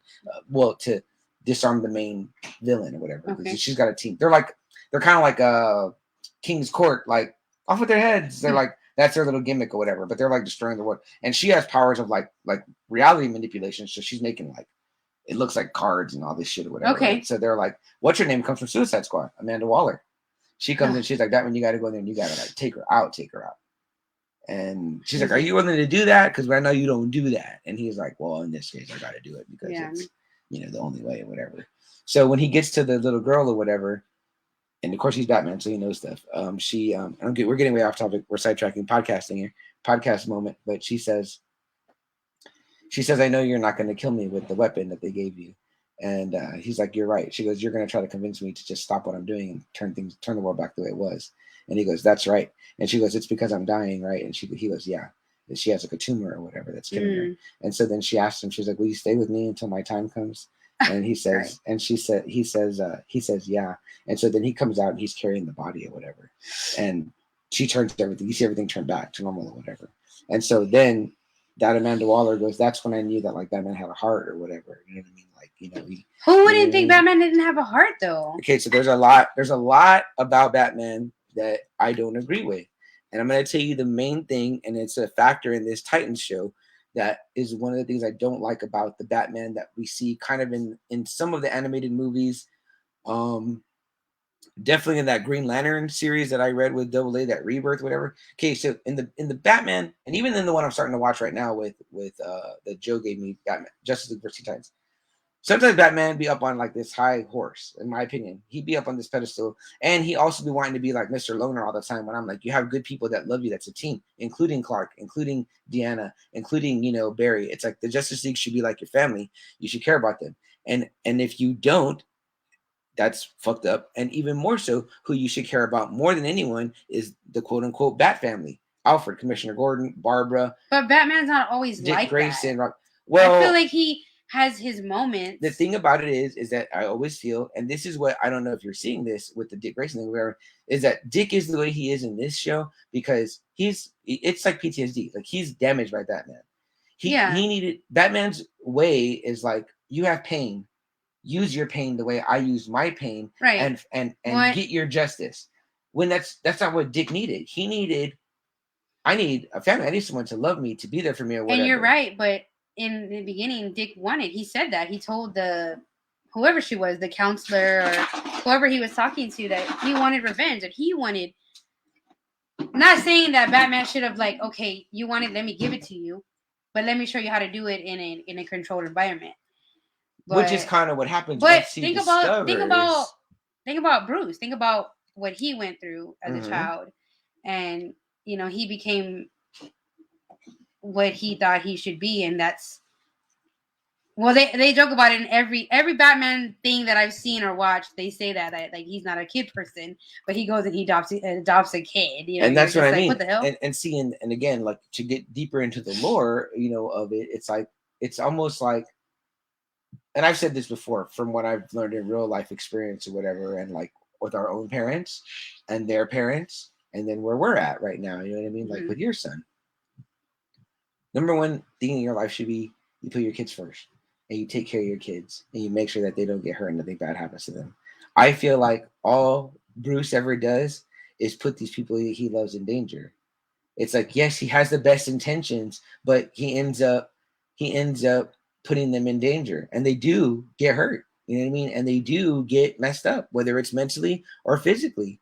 You know what I mean? Like, you know, in the comic books, I mean, like, something very specific happens to the second Robin. I don't want to ruin that for you or whatever if you don't already know, but it's like, you know, and he's always haunted by these things that happen. And I'm like, and to me, I'm angry with him because I'm like, why do you keep doing this to these fucking kids? But think like, about you're manipulating them, like you're using them. Think about all the good that he did do for Robin. I mean, he taught him how to defend himself and take care of himself. Okay. I mean, what this is what, go ahead. He didn't give everything that maybe a father figure should have. But that's because like he didn't know that. He didn't know how to do that. I mean, his dad got murdered when he was young. But see, I disagree because I feel like a lot of it, like everyone loves Alfred, and it's so funny because I just read this thing. Every recently. Alfred there was. That's it. Every Alfred there was. Now, how do you feel about where Alfred is in this series? Are you that far? No, they haven't showed Alfred yet. They've mentioned it though. They have meant. I mean, Dick talks about, you know, calling Alfred and talking to him, and he talks to him, but they haven't shown him yet. I haven't got that far yet. Okay. Well, then I won't ruin that for you or whatever. Yeah. But I mean, I'm gonna watch it anyways. But almost every Alfred in every Batman movie, in every cartoon, everything, Alfred is always great. There's never a bad Alfred. Now, I didn't watch that show. You didn't think of the Batman Begins? Yeah, no, and all of them. Yeah, that's Michael Caine. Michael Caine is in Batman Begins. But not Batman Begins. Batman Beyond, the cartoon one. I don't remember. Is there an Alfred in that one? Because by that one, there's always an Alfred. Bruce is already old. No, okay, and Batman Beyond. It must be just the Batman, the cartoon one, like the Batman. Yeah, like, I didn't. Like you know that one I didn't really watch. Whichever one was on WB. I don't know. Whichever one was on back in the day. Okay. Anywho, but Alfred's have always been great, especially in the movies. They've always been, even me and AA talked about how much we love the Alfred. You got to get this one. All right, guys. New beer we're trying. This one, you can get this here. It's called Stash IPA. It's from here. I think it's in Austin. This is an IPA. We don't like IPAs. We don't drink IPAs, so I know I never get to it. But I bought this when I went to the movies opening in Austin. I wasn't drinking at that time, so I bought it and it went in the fridge and I didn't drink it. It's been in the fridge about 3 months. Oh yeah, we might want to give it like a turn upside 3 down. or Don't 4 shake it, but yeah, but see, they did a special one for Kevin Smith's movies, probably, and it was called Secret Stash IPA. So it's Stash IPA, but this one is the Secret Stash. So you guys can find this, but it's just called Stash, but they did the Secret because he has a comic book store called the Secret Does Stash. it have weed in it? I don't think it has weed in it. Let's read some comments because I can see we're getting Joe worked up is what is going on here. Jason says, I used to live in Houston. Jason, I used to live in Houston too. Before until Amy was born, my dad was a recruiter there. I was like, when? Yeah, he was a recruiter. We went to Astro. I've known you my whole life. I rode a roller coaster. I did not like it. I never got on again. Joe says, I got to catch up on Titans.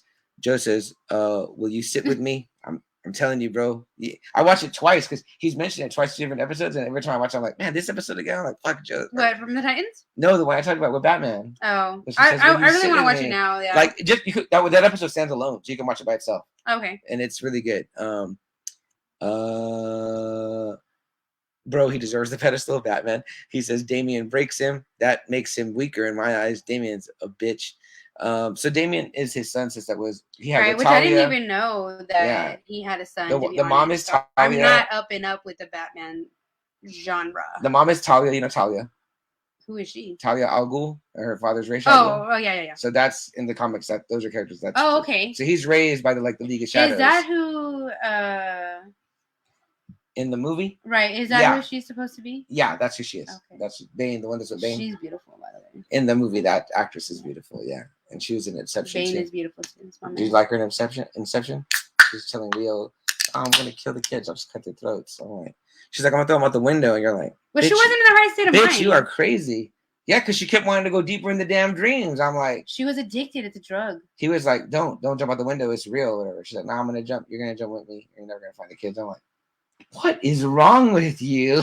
She played a good crazy person in that one. She was extremely. She was crazy in Batman Dark Knight Rises too. So Joe says Amy is right about Batman and Robin. Wrong. Amy's wrong, Joe. In Robin, Bat sees what he wants to be, and in Batman, Robin sees everything that he wants to be. I disagree. Robin wants to be, or I'm going to say Dick Grayson. Dick Grayson wants to be better than what Bruce is, better than what Batman is. That's what I see. And I feel that. I mean, Joe says, now watch thispod.com. Yes. And he says, if I didn't have a show with luck, Amy would have a show. Joe wants a show with everybody. Give this man a show. Jason says, I live in Fort Bend country. What's up in Fort Bend? County. County. Oh, Fort Bend. Oh, you live in now or lived in?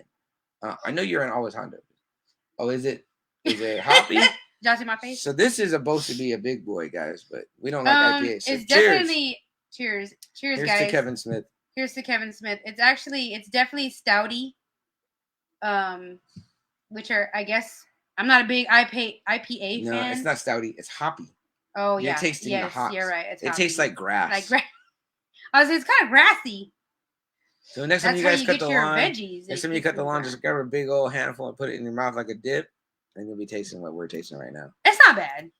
Okay. But I already have one beer, so I think we've gotten off on Titans and we're on to like the Batman thing, whatever. But here's what I see in Titans. There would be no Titans if there was no Batman. I agree. But I see that this Dick Grayson, and I like this is. I do like this Dick Grayson. But I kind of like what I've seen of him. And I haven't read that many Nightwing comics or whatever, or seen that much in comics. But what I know of Dick Grayson in the comics, and even in like the great movie that Joe showed me, which is another one I watch animated. You can watch it by itself. Excuse me, Batman and Harley Quinn. You got to watch that one. It's him hanging out with Dick, but Dick's already Nightwing. And to me, when I talk Nightwing is like the fully fledged. Like this is my guy, like fully fledged. Like Dick Grayson becomes Nightwing, and he's the fully fledged. He's his own hero. And to me, if I was making a superhero team, I'm putting Nightwing on my team before I put Batman. To me, Batman is a liability. Because he's old? Is that what you're saying? No, not because he's old. He's a skilled warrior, bro. He is a skilled warrior.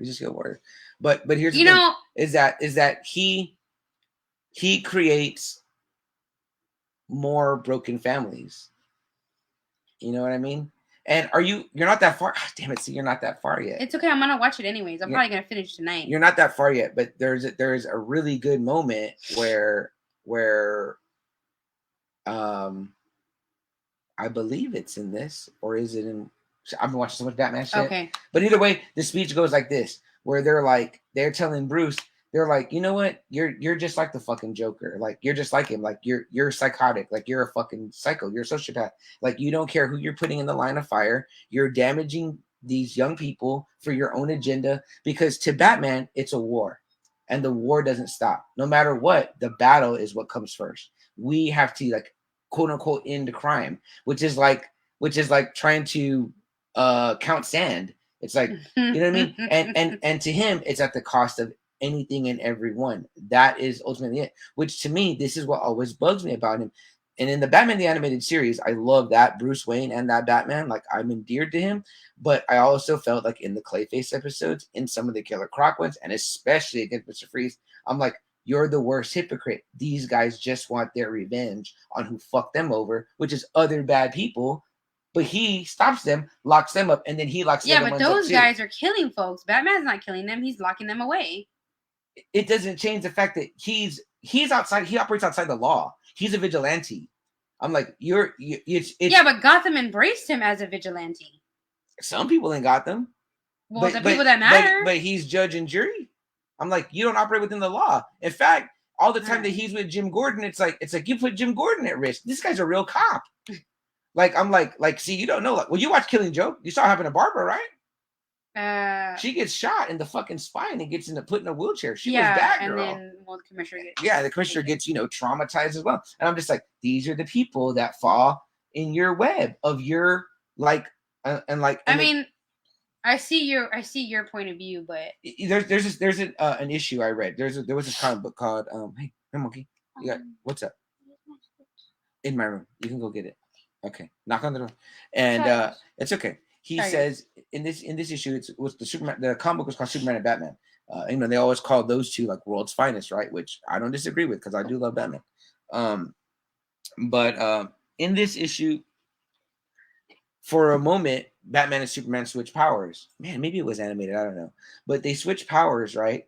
And Batman like almost instantly becomes like power crazy, like drunk with the power. And he gets pissed off at Clark, and he's like, why do you waste time like being Clark Kent and like being with Lois? He's like, you could be doing so much more. You don't ever have to stop. You don't ever have to rest. You don't ever get tired or whatever. Right. But see, that's not what makes Superman who he is. What makes Superman who he is his humanity, his ability to inspire hope. But think about any human that would take on those kinds of powers. They would be instantly consumed right away, and then maybe realize. Yeah, but with what? With him, he was like, oh, I could fight crime 24 hours. I could be stopping everyone, locking everyone up, doing everything or whatever. It's like there's like he's obsessed, like to like the point of to a fault. Now I already read your comment, Joe, that I'm such a Batman hater. I'm not. I actually like Batman quite a bit or whatever. He's like one of my favorite DC guys. But I got three Batman skins on Fork Knife, as you call it, Joe. Fork knife. So we play when we're hungry, Fork Knife. Right. But no, I don't hate him. I feel as though what he didn't do, he didn't protect his kids.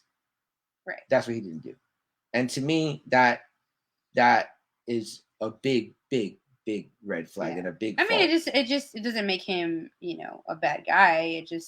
He didn't do it right. Yeah, and the right way, maybe. Yeah, what I've seen, or the better way. He could have been better. Yeah, and what I've seen and known of Nightwing is that he tries to not do that. He tries to not do it the Bruce way. He tries to embrace the thing with the family, whether it's with Barbara or Jason or with Tim later on. He tries to embrace that or whatever. Now, what I like in this show, Titans, that I do see is that what he does, though, they do a good job of showing that he is conflicted. In a lot of ways, he acts like he does what Bruce did to him. Exactly. Like he wants to abandon you. He wants to be a loner. And I'm like, dude, that does not work. Like, and I think that a lot of, in the show Titans that we're talking about, a little bit that he is like that. He is very like the person that he hates.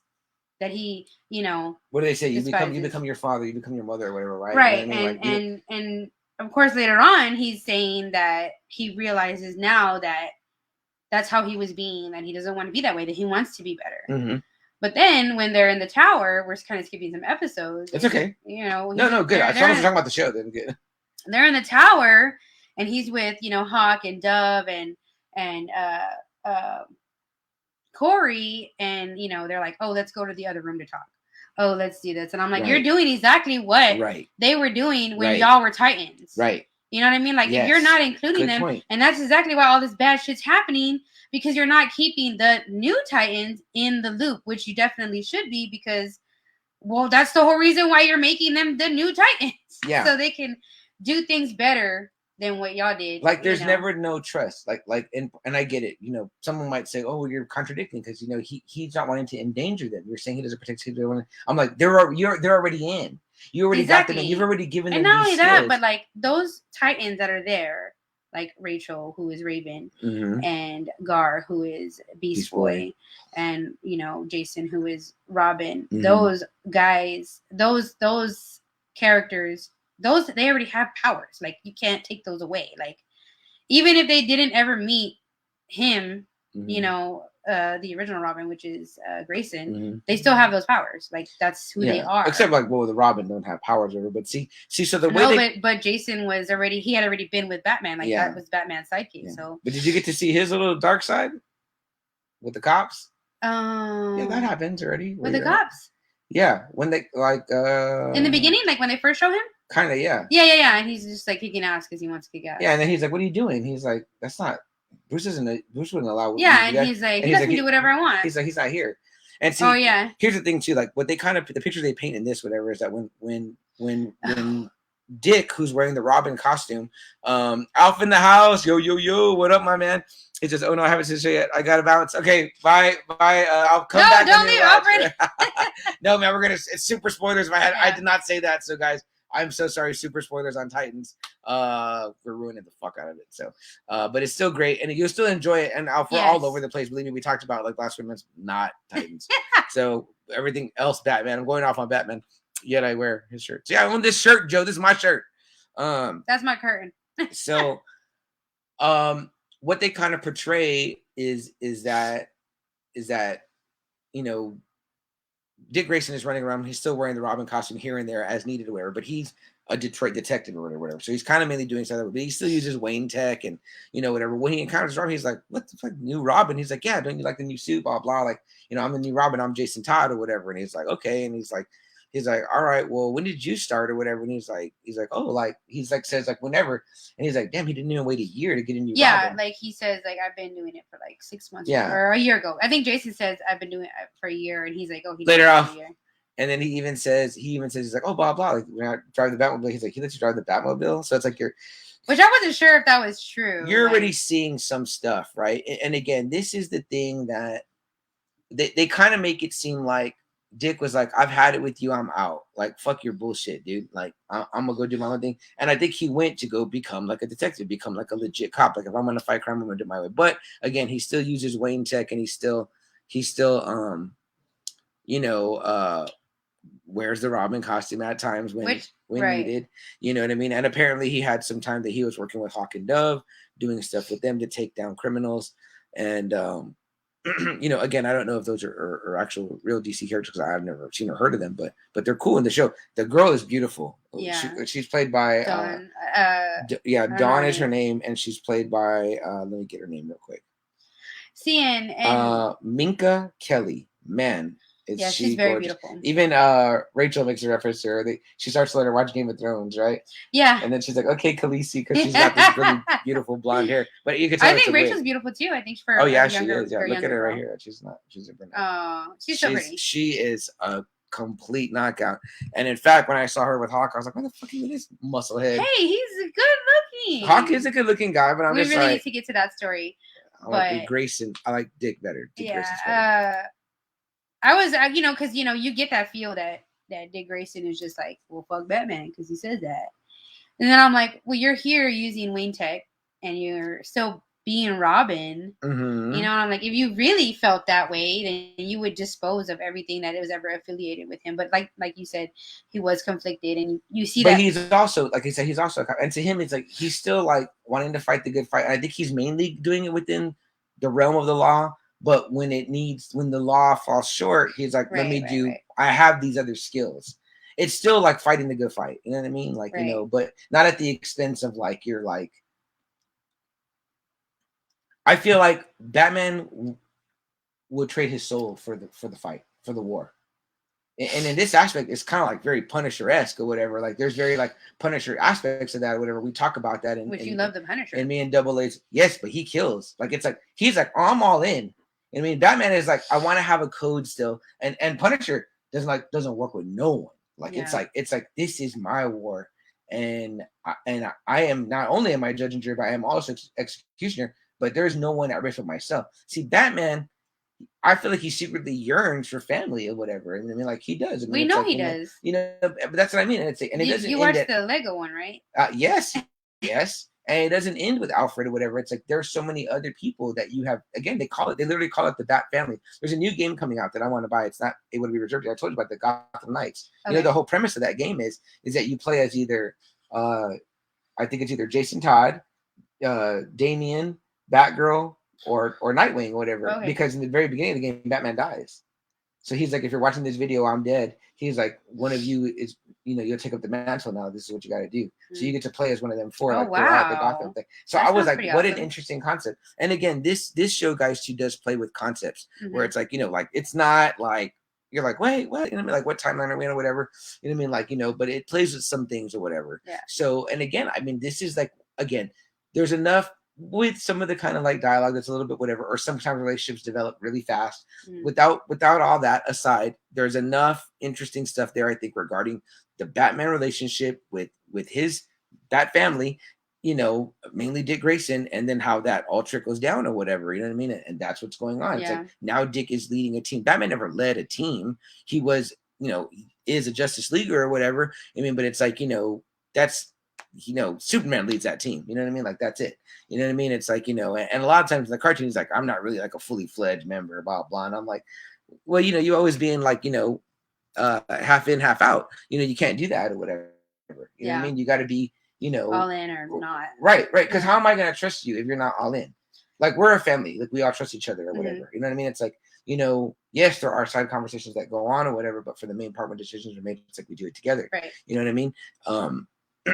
You know, and it's like sometimes Batman's not like that, because I think, again, now that's what I think he doesn't know is maybe in a sense how to protect, where and maybe Alfred didn't really teach him that, because yes, Alfred looked after him, made sure he was fed, clothed, patched up his wounds numerous times to the point where he was in tears, where it's like, I'm not going to do it no more. Yeah. Like, you need to stop.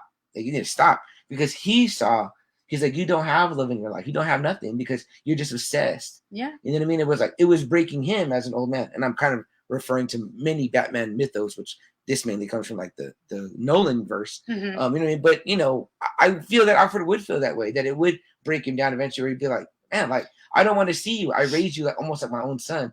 I want to see you just like used up. Like you're consumed. You're consumed to the point that you wear a bat costume and run around. Like, you invest all this money in this tech to fight this war and against these monsters. It's funny because sometimes, when I started watching the Titans, which was just last week, I started watching Batman Begins, because that's my favorite one, the one with Bane. That's the Dark Knight Rises. Dark Knight Rises. Yeah, I'm sorry, Dark Knight Rises. Wait, hold that thought. Guys, we're going to take another quick little break on our audio. I'm sorry that I've been crummy about that, but I'm going to be better tonight, and we'll be right back.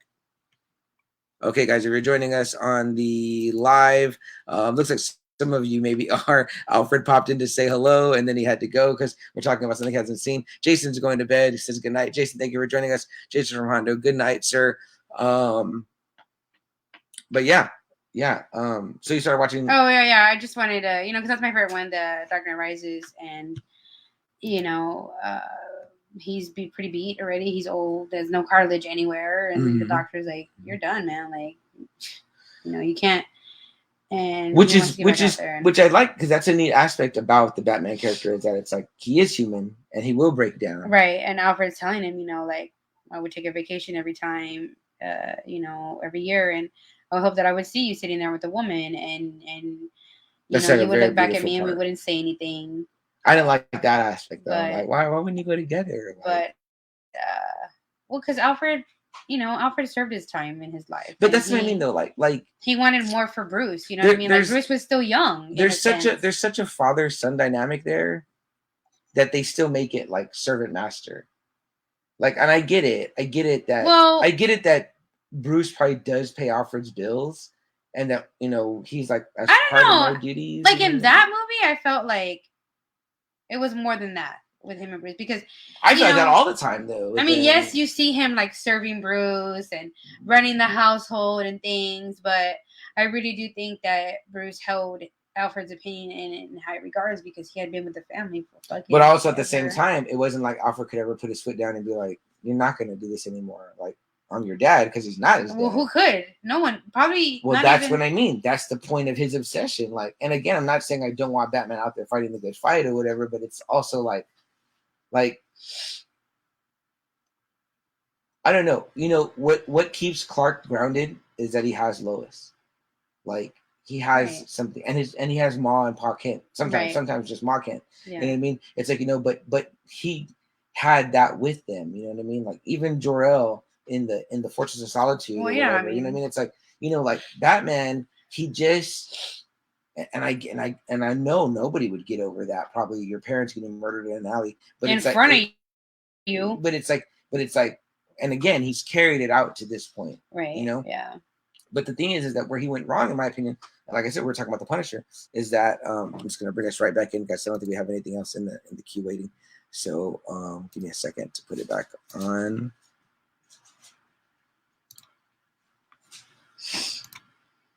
All right, guys, and we're back. As Joe says, and we're back. But we were just talking. Amy was saying that she just watched The Dark Knight Rises. I started. I've seen it several times, but I started watching the Titans. I that's my favorite Batman movie. Christian Bale and Bane. Right. Well, yeah. Why do you like that one the most out of those three? I guess because like Bane gets introduced, and I like the Bane and I can't think of her name. Talia. Oh well, that's or whatever her name is. Yeah, whatever her name is in the show. Their relationship and their plan. But you hate Anne Hathaway. I do. I don't hate her. She's not there was no better Catwoman than Michelle Pfeiffer. I don't care what anyone says. Y'all come for me, but there was no other better Catwoman. I mean, and I love Halle Berry, but no, it just didn't happen. Like, and I'm pretty sure a lot of dudes like Anne Hathaway, but she would never be my ideal Catwoman. Like, she wouldn't be my first choice. I loved her in that movie. Pfeiffer killed it. I love that movie. I think that one's my favorite also. I mean, but I just really love Bane in that one, and I think that's the one where is that the one where Batman, he goes to the pit? Mm-hmm. Yeah, Bane breaks his back, takes him there, throws him in there, and he builds his strength back, and he climbs out, and he gets out, and I don't know, I just love a lot of that movie, and but in relationship into Titans, though, like translate, like what were you getting out of that you didn't? Like when it comes to Titans and like what we're kind of saying about, how I feel as though, Alfred is like a father figure, but he's not a father because he can't put his foot down with Bruce, because you're right. Who's going to stop him? This guy's obsessed. You know what I mean? But the thing is that, I mean, I think Alfred he knows that that's not going to change. Like, Bruce is not going to, and even all his will. Even all the other, all the other Bat family, they all love Alfred. Everyone universally loves Alfred. You know? I think even in the crummy one that people hate with George Clooney, Alicia Silverstone. Well, she plays his niece, I think, in that one. Yeah, she's supposed to be the niece, right? Batgirl? Yeah, Batgirl. Yeah, but she's always been Batgirl's always been Barbara Gordon, which is right. Commissioner Gordon's daughter or whatever. But even then, it's like, imagine that. Batman takes on Batgirl. It's Barbara Gordon or whatever. You can say what you want that these kids are. I'm like, dude, you've been working with this man. You bring his daughter into this life. What if the fucking Joker throws acid on her face? And then in that one series, in the Killing Joke, he shoots her to the fucking spine. It's like, and that's not even as if he knows she's Batgirl. He did it like as a random act of chaos. A lot of the Bat family wanted to be a part of that life. But it's his job to say no. So your son might want to go out in the street and play right now in the dark at So night. You're not gonna let him. So if I tell him no, what usually happens? He's gonna get upset with you. Or they go out and do it on their own and they get killed instead of just hurt. That's true. But that could happen on Batman's watch too. Look at what he's engaging them in. He's engaging them in this fucking with these like. I mean, again, the Joker is the obviously worst example because he's a complete sociopath. And again, there's something very important that happens that you haven't gotten to yet. That is like it's extremely key to, in my opinion, Batman's failings or whatever.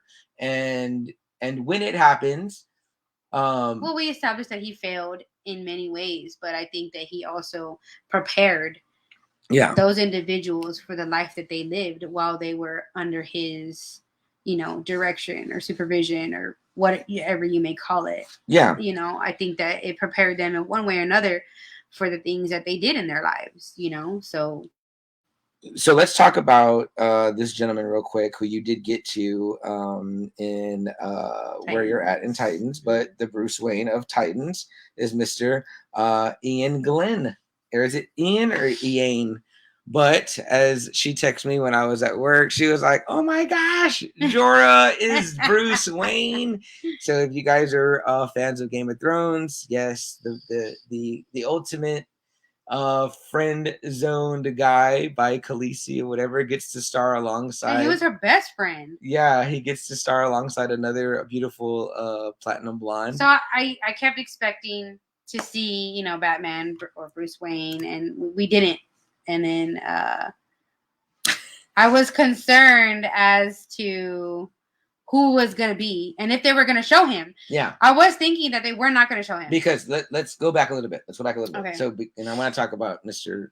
Glenn, Mr. Ian Glenn, Jorah, who is Bruce Wayne, is and a good job. But if we back up, all of season 1, they don't show.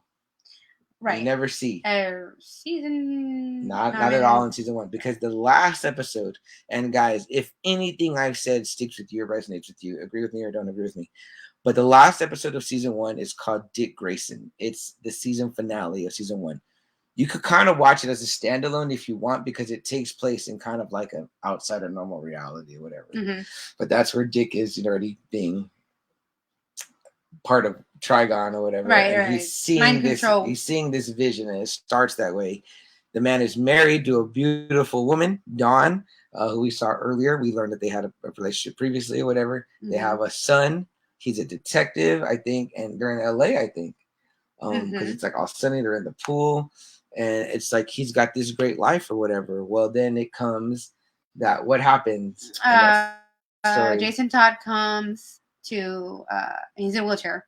He's in a wheelchair, and Dick's like, "What the fuck happened to you?" And he got shot. He got shot in the back, and he was paralyzed from the waist down. And he goes to Dick to tell him that Gotham's in trouble. Batman's like going off the rails. He wants to just be killing, and he's gonna kill the Joker. And you gotta Dick's stop like, him. yeah, he tells Dick like, "You're the only one that can stop him." And Dick's like, "What? Like, I'm trying to live my life, living la vida loca right now, Like, I have a wife and a kid now, or whatever. And they have one on the way. Yeah, and she's super pregnant. Yeah, I forgot about that. Right, and he's like, I can't go. I mean, he's gonna have to just deal with it on his own, and he doesn't want to go. But then he talks to Dawn about it, and she's like, you need to go. Maybe you really are the only one that can stop him. Because a lot of people feel like that Bruce Wayne is a father figure to Dick Grayson. I think even he feels that way, right? And I agree with that, but not a good dad, in my opinion, or whatever. I did not agree with, and again, this is like almost like not the best dad. A dream sequence almost or whatever. But right. It's a very, very strong and powerful, potent episode, I think. And again, if I was ever going to say, people were like, I don't want to watch it, I'd be like, watch this one episode and tell me what you think. Well, because, he's under the, I guess, control of. It reminded me a lot of one of the episodes of Batman the Animated Series where you have to, this is another great episode, whatever, but the Mad Hatter is trying to, take over Batman or whatever. Okay. So he puts this thing on his head, whatever, and it pretty much like it shows you his reality. So Batman wakes up or whatever, and his parents are alive. Okay. And he's engaged to Selena Kyle, and like his life is perfect, and he's like, what happened? Like at first he's confused or whatever, but then he starts to be like, was the whole other thing a dream, the Batman thing or whatever. Right. And so eventually he figures it out or whatever, of course, because he's Batman. And the Mad Hatter is kind of like crying. He's like, why are you mad? He's like, I gave you everything you wanted or whatever. Like you had it perfect. Like you could have had the life that you always dreamed of or whatever. He can't see what he sees because he doesn't know Batman's Bruce Wayne. Right. He just, cause he puts that thing, you just get your perfect life or whatever. And Batman is like, but it wasn't real. You know what I mean? So it's like, ultimately the Batman gonna Batman. You know what I mean? Well, I'm just gonna do me. Yeah, I'm just like, man, you dumb motherfucker. You know, Batman wasn't like ready to live in the Matrix and be like, after 9 years, this steak ignorance is in a false reality. No one. Cypher did. He was like, this steak is gonna be tender and juicy when I bite it. Fuck. Not a good example either. You gotta be desperate for some. That asshole Cypher ain't eating that gruel every day. Yeah. Anywho, so what's up? So Dick decides to go to Gotham, right? So he goes to Gotham, and Gotham is just toe up. I mean, it's just in all chaos. Which is kind of like always the state of Gotham. Which, if you want to talk about Batman's failures, I'm like, it just continues to be a cesspool. I mean, it wasn't like the way they portrayed it in the show is not like he did clean up. He cleaned up, but there was still criminals, and it's just really bad. And every part of town is bad. You know, Grayson's in the taxi. He's like, take me here. And the driver's like, I don't go there. Mm-hmm. And he's like, take me here instead. And he's like, I don't go there either. And he's like, well, damn, where can you take me? He's like, I'll take you here. So he goes, and it's a fucking hooker hotel, and it normally isn't. Excuse me. He goes, and he's there in Gotham, and kind of waiting to talk to Bruce or whatever, go see him or whatever, because he just got there. Mm-hmm. He's there, and a woman's getting beat up in the other room. He calls the cops, but they come, and he's something else happens in the midst of that, and I know Dawn calls him when he's there at the hotel, and Hawk is there helping her paint or whatever because they're having a baby. Yeah, which is kind of weird because because I'm like, really, and even Grayson's like, really, like I've been gone one day, like you couldn't wait for me to come back to paint the baby's and not only that, but I'm like, this cat went to go live where y'all live, like what the fuck? Like, yeah, so but again, this is all in his mind. Yeah, but even then, I'm still like, I guess he's seeing his ideal world, so I'm like, why would it even? Yeah, so you know, she's there helping him, and he's like, you know, I'm going home. I'm going to go home. I shouldn't even be here. So he is going to go home. But then the police that are there trying to help the person that's getting beat up get a fucking call on their thing that there is a fucking 2319. And, you know, he's like, what the fuck? I know that. And then he goes out there in the streets, and it's Joker that falls from a building, and he's on a car that he got killed. And again, they do a great job, right? Because they don't show you. They don't show you the Joker's face. They show him he's face down. But you see like the purple suit, right? Purple suit, green hair. Which is like cool. Like I love this because this to me, I thought it was a little cheesy. So, and I'm gonna stop because I'm already interrupting you. But the reason why I say that I like it is because these characters, guys, are already so iconic, and they're so we're at the point, guys, where we saw a solo Joker movie. I believe that the Joker is the first villain to get his own solo, like standalone movie, the Joaquin Phoenix one. And right, which I did love, by the way. But how many characters were portrayed by more than one person and won an Oscar? I would like to know that, because the Joker has two. The Joaquin Phoenix one and the Heath Ledger one. And that just goes to show you great. the depth of kind of madness that character brings. And then if an actor can tap into that and portray it that way, because both of those portrayals are very, very, very scary and dark. And that character is like that. And so for that to be done, that is extremely impressive to me, whatever. And it's funny that we're bringing that up because I just watched the Joaquin Phoenix Joker your first time last month for the first time. And I the Joker's my favorite villain in the DC world. I mean, by far. I mean, we agree. We're so funny. I love him. Me and Double A have talked about this assistant. We said he is by far not the most powerful, not even near it. But he's fucking crazy. But if you talk about power over the audience wise, he is. Yeah. He is easily the he's top creative. of the. He's easily the top of the villain food chain in DC or whatever. And it's funny because he's not the strongest, like at all. He's not like the most. But he's not Batman. He's not a Thanos in any way. He's Batman's. I think most. Yeah, he's the complete yin yang. The complete. And it's funny because the black to the white. The Lego like, Batman. The white to the, yeah. It is like that. Yeah, the Joker's like, in that one, it's funny because he says that he doesn't need Batman or whatever. Right. And Batman's like, what? Yeah. It's a relationship that they have. Yeah, and it is. And it's just, it's funny because, there's the comics and the movies and the books and the stories and everything. And their psychosis. The Lego movie one. Yeah. Their psychosis is like a mirror of one another. Right. In a way. It's so accurate. It's so inaccurately accurate. Yeah. And I think they kind of touch on it in some of the stuff where it's like they walk a line or whatever. It's like if Batman was. Oh, is that a reference to Joaquin Phoenix? I don't know, but there you go.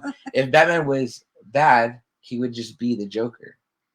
Because whereas Joker, if he was that's his good, arch maybe nemesis. he would be like they are truly, and that is an interesting dynamic or whatever. Yeah. You know what I mean? And so people say all the time, they're like, why doesn't Batman just kill him and then he'll save so many lives, whatever? And it's like, in a way, he can't. You know what I mean? Right. And because Joker knows that he lives by this code, it's like he plays with and that. it's funny because in the Batman, in the Lego one, that's kind of how it is. That it gives you that the dynamic of their relationship is that they can't be without each other. Right. Like if there is no Joker, there is no Batman. Right. Or in a way. Yeah. And again, see, to me, this is like how he's been wound into his own psychosis, where I'm like, see, the other people, the other Bat family are like, yeah, man, like you're in too deep or whatever, and that's what makes it fucked up for him or whatever. Sorry, it's the chill. You're okay. But okay, so let's kind of fast forward. So we see the Joker die essentially. We see the Joker die in this Titans or whatever. But again, I love it. What I'm saying about I love it is that how Amy said it look a little hokey or whatever, which it that initial part. They didn't need to show that because again, right away, any fan would be like, oh, what the fuck? That's the Joker. Like, oh yeah, there you go. You know what I mean? Although we've been fooled before. But anyway, that's it. So Dick is like you finally get it back. Like you did motherfucker. Like I didn't think he killed, he snapped, he broke his code, and he killed. And you know what? It's kind of interesting to me to be like, they play with this a little bit too. Like when you finally did it, it was that one. This is the one that pushed you over the edge. Right. Yeah. Which to me is the ultimate Joker win. To me, Joker is more obsessed with Batman breaking his code because to the Joker, like he says in Dark Knight Returns, the Heath Ledger one. Dark Knight. He says, he's like, the worst of humanity will show forward or whatever. Mm-hmm. Like he wants Batman to kill because he's like, if you're supposed to be the White Knight, the good, and you kill, then you're just like me, and I'm right, and society is trash, it's fucked. Right. You know what I mean? So in this they're showing that it's like again a dream sequence, but it's like this fall from grace. Mm-hmm. Batman has finally crossed the line or whatever. And again, it took one of his kids in this scenario, Jason Todd, to be injured, paralyzed or whatever, which kind of parallels the Barbara Gordon thing. Right. You know what I mean? And then he snaps. Okay. You know what I mean? So, and he does what he, finally people have been telling him this. You know what I mean? Like, just kill this motherfucker and like you'll be done with it or whatever. So he does it or whatever, but in doing that, you lose yourself ultimately because now Batman, although he's been a criminal all this time because he's a vigilante outside. Right. He's doing good, like the Saints, right? The Boondocks, but now that he's killed, it's like, nah, that ain't gonna fly. You know what I mean? Like that's not gonna fly with the Superman, with anybody, with anybody. That's just bad news. Right. So then Dick does what? He has to go get him, right? Right. He has to go get him. He tries to go get him, and he goes to the Batcave. Well, he sends the team in to go get him because he's like, "Hey, he killed the Joker. We gotta go get him." I know where he's at. I know who he is. I know where he's at. So that's a cool moment too, whatever, right? So it's like Dick's. That's a betrayal. Dick's not gonna go in solo or whatever. No, because to me, I just never, even though this is all in Grayson's mind, yeah. I'm thinking like nobody would ever that knows who he is would give up his identity. I disagree because the reason why is because to me this is, you know how they always say Batman's always prepared, right? Well, Batman always has that kryptonite hidden for in case Superman goes crazy or whatever. What's up? Sorry guys, we're mild interruption. Can I my headset? Yes, go ahead. Yeah, go ahead. Knock on the door. Sorry guys. That's okay. Sorry. The monkey came in. The joys of being at home outside the pod lab, guys. But oh, here we go. Regarding to you earlier, he said all he did was help was Batman. Then Joe says it becomes a slippery slope.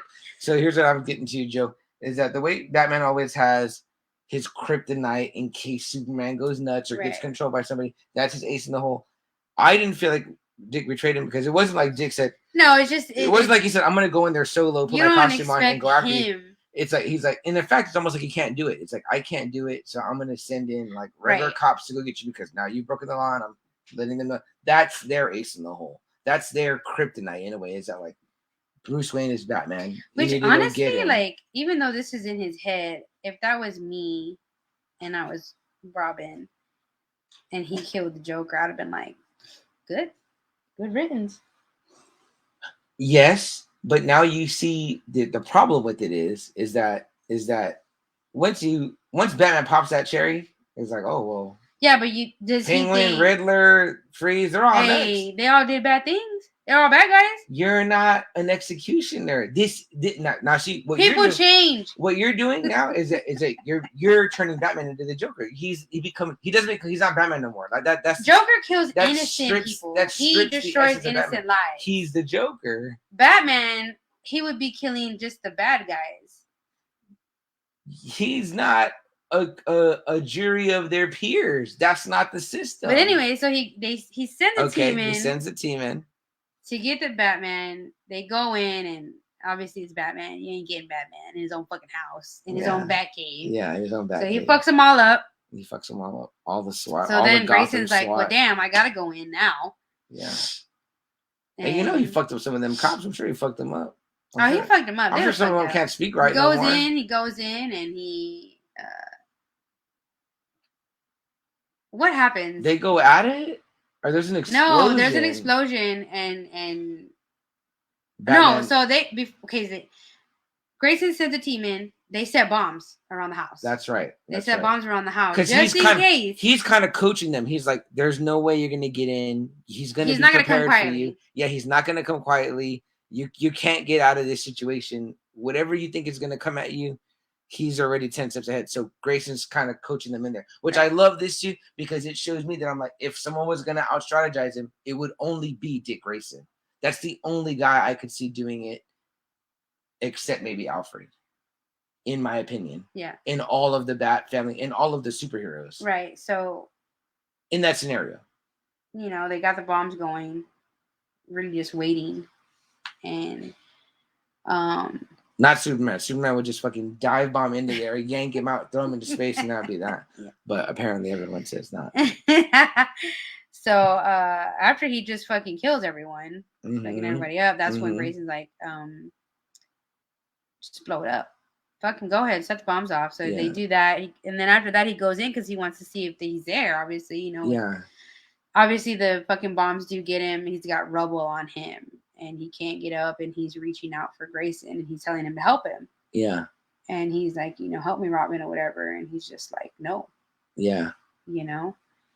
And I think that was the end scene. Yeah, he like pretty much lets him die or whatever, right? Yeah, because he doesn't step on him or crush him or anything like that, right? I kind of thought I remember that being in there, that he does like take that step further where he's like, you know what? No, I don't think he does. Okay. I think that does happen in. I need to rewatch that episode because I did love that episode. Was the one that I was like, this show so CM really he loved that episode, but I actually loved the episode right before that. Oh, okay, that's a separate story, right? That's it. So. And again, this show does that sometimes, guys, where it takes you like on like a separate story or whatever, where it's like focusing on two separate characters. They did this earlier, like they focus on the Hawk and Dove character. They introduce them, they show them or whatever. Yeah, which I like that because then you're getting their story. Yeah. And then you get another story and then they intertwine later on. But and I like that too because it to me this is how you make me care about the character. You know, like right, I at first I don't care about you. Yeah, because when I first saw Hawk and Dove, I was like, well, this looks kind of hokey. Their costumes look kind of hokey. I was like, you know what I mean? Like I was like, she's beautiful, obviously, whatever. But you know what I keep thinking about Dove's outfit is like, isn't it heavy? Like it looks heavy or whatever. She moves badass in it. Yeah, she does. But, I mean, I'm sure. You know, in real life they made it like really lightweight, but yeah, it looks like, really heavy. I wonder if those are comic book characters. I wonder if that's comic book accurate or not, whatever. Because I'm like, wow, they could have made it look more streamlined. We need to find out about that. But Joe, you're here with us. Are Hawk and Dove actual characters in the DC world, whatever? But Joe says that's the Punisher regarding Batman killing exactly, and then he says Batman maims. He doesn't kill. Batman means he doesn't kill. Yeah, definitely. What then? And even at that, in this dream world that Grayson's in, he snaps. And then he is killing. He's using. So, and again, I do believe that. I believe that Bruce Wayne walks a very fine line, and that the reason why he doesn't kill even one person, even if it's just the Joker, is because that I think that the way he is once he had a taste of blood, he'll just keep going. Joe says yes, Hawk and Dove are, which I figured they were. I didn't think I figured so too because I didn't figure like they were doing shit that wasn't in the books. But let's move on to that episode. I know you want to talk about it. So I really like the characters Hawk and Dove. You know, Hank is Hawk and Dove is Dawn.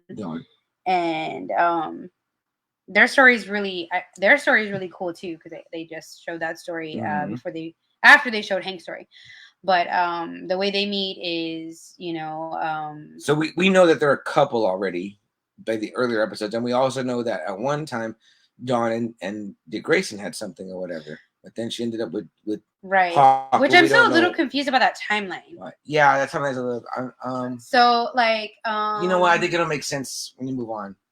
But, yeah. But anyway, well actually first, so it's fucked up, but I really love that episode. I think that was the second episode to the ending. Mm-hmm. But excuse me, they do a lot of flashbacks. So Hank has a brother. Excuse me, two different dads. You wanted to talk about this. Yeah, two different dads, same mom. Two different dads, same mom. I'm just gonna check my phone real quick, guys. Excuse me, and you know they're showing a flashback of when they were younger. Mm-hmm. And they're in school, and Hank's in football, and his brother is younger than him, cheering him on in the bleachers. And you see the coach look back. And at first, this was my first initial thought, bro. Oh my God. My first initial thought was that the coach was racist. Because you see the little boy cheering on his brother, which you don't know his brother yet. Yeah. Cheering him on. And you see the coach look back at the little brother, which is he's an African American. Well, he's obviously mixed. Mm-hmm. It's the same mom. And he kind of gives a look like not sure look about the kid, you know, like right, like what looking at him, but then like kind of scared, you know, like like I have a feeling, and I was like, is this motherfucker racist? Because I'll beat his ass. So you know what? I think I thought the exact same thing as you. Actually, that was my first initial thought. Mm-hmm. So oh, you getting a little sipsky there? That was my first initial thought, and I was like, what the fuck? This motherfucker's racist. Like, what's going on? But then we see show's over, the practice is over. Mm-hmm. Hank's in the locker room. And how old are these kids, do you think? So Hank's maybe like 10? 10, and his little brother's maybe like 8? No. 7. Maybe like 7. No, a little bit older. Maybe they're like 12 and 10. Because football practice. Maybe. All right. So anyway. Clips to Hank in the locker room. He's done changing and he's walking out. And he sees his little brother talking to the coach. And he's like, hey, you know, what's going on? What are you doing? And the coach is like, oh, well, I was going to show your brother the fucking workout room or something. Yeah. And right away you can see in Hank's face that he's like, that's not what the fuck this motherfucker wants to do. Yep. And he tells his little brother, we need to leave. Like, mom's waiting for us. Yep. And the coach is like, you know, I know that your mom's working late or whatever. It must be hard that you guys don't have a dad and 2 different dads, but not in your lives. And he's kind of giving this little spiel about knowing their life. And Hank's like, you can see it in his face. He's like, this motherfucker here. Mm-hmm. And he's telling the brother, look, we need to go. We need to fucking go right now.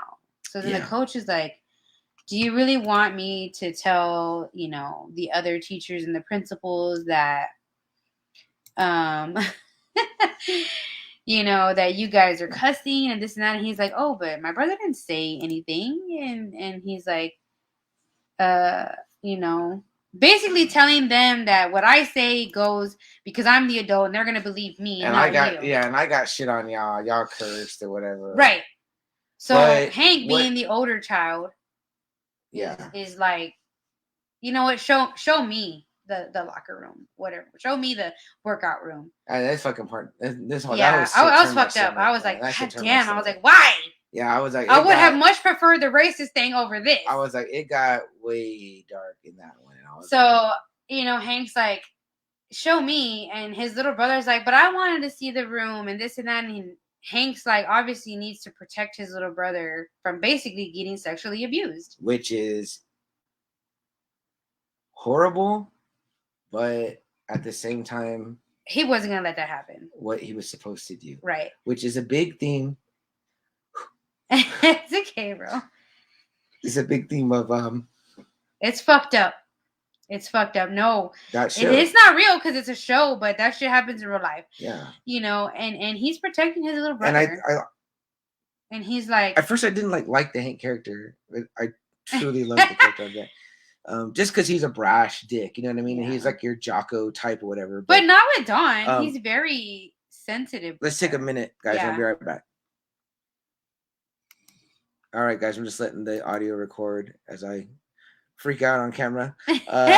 So let's read a couple comments. I see Joe say, I know, me and Joe Cross. Joe doesn't get to cry on camera though because he's off. They're not on air. Oh, Joe says regarding yes, it really says I had the DCEU app and had the first season, but never got on season 2. Doom Patrol is good. Yeah, that's the one I wanted to watch, right? Yeah, I was telling. I think I told you guys a story a week ago or so that Amy had sent me a clip and was like, "Hey, bro, what is this show from?" And I was looking at it, and had I not been watching Titans, I wouldn't have known what it was from. But I recognized the characters. I was like, "Oh, that's that Doom Patrol." I do want to check out that Doom Patrol, Joe, because I had seen a clip, and I asked CM about it, and he told me what it was. And then did you like their episode in the Doom Patrol? Yes, Doom Patrol got introduced into the Titans in season 1, which I didn't really realize until right now. Yeah, but yeah, I would totally check out the Doom Patrol. So I'm gonna, you know, and that's I want to finish my Titans. Yeah, and then we'll catch up because I know I'm good and I could probably start watching it or whatever, but I'm interested in kind of seeing some of this stuff we talked about today, Joe. Like some of the more. I want to finish this Titans versus JLA one, and then I want to check out that Judas Contract now one because I saw on the cover it's got that Robin and the Nightwing in the. They need to slow down coming up with these shows so we can catch up. Oh, there's so much stuff. Well, see, the good thing about the DC animated movies is that they're solo. And I just had a conversation with Double A by text earlier, Joe, and he goes, DC owned animation. Like, we give them all the respect, man. Although I will say that What If is there, but that's all that Marvel got right now is What If, because the previous Marvel animated shit was straight up trash. And I really apologize, guys, for checking my phone earlier. My whole shit is filled up with CM Punk stuff. Like, it's all anyone could say. Joe, look, Jess painted me this with I don't know what she used, but she painted me this a long time Joe also says he's a little sipski on shot 3, beer 5. Bro, we're getting there, bro. Man, we need to do one shot. so sis, I heard that our Suicide Squad might not our episode might not air on Now Watch This podcast because Lucky was tired. Joe was drunk. He admitted today on his episode of Yo, Joe talking about shit, what did you guys cover? I just finished it today. They did a Not Another Teen Movie. I think you know firsthand that being drunk on your podcast is not a good idea. Joe, never listened to you know what? Our Game of Thrones episode is fucking horrible. I thought I went to that going to happy hour before the show was a good idea. And I told him, I said, don't do it. Don't get drunk. Joe says these shows go deep. He says can't go wrong with Brendan Fraser. Yes, hashtag Brendan Fraser. Joe, give us all we need to get all the Brendan Fraser love we can because he's riding high right now. Talk about someone that culture didn't cancel, but like embrace, you know. Joe says we gotta watch those movies. Yeah, man, for sure. He says on nowwatchthispod.com. Definitely. He says we've been having fun. Yeah, man, y'all doing great job. I love it. I finished up the tail end today. You know, the thing Jon Snow. For sure. Fuck, man. Let me check right now since we can wrap it up. Amy claims she's gonna do a short episode here, but I think we're already like I don't know what block of 30 minutes. Well, I'm in this episode now, so. And we're back, as Joe says on the Now Watch This podcast. You guys go listen to that. They just did not another teen movie. Says yeah. So we just got to talking about. I wiped my eyes already. Yeah. About the Hawk story of Hawk saving and his Dove little bro. Story, right? The original Dove, because his brother was right. Dove The original first. Dove. So and it's a shitty beginning of the story, but yeah, it leads to what's happening, and then you really.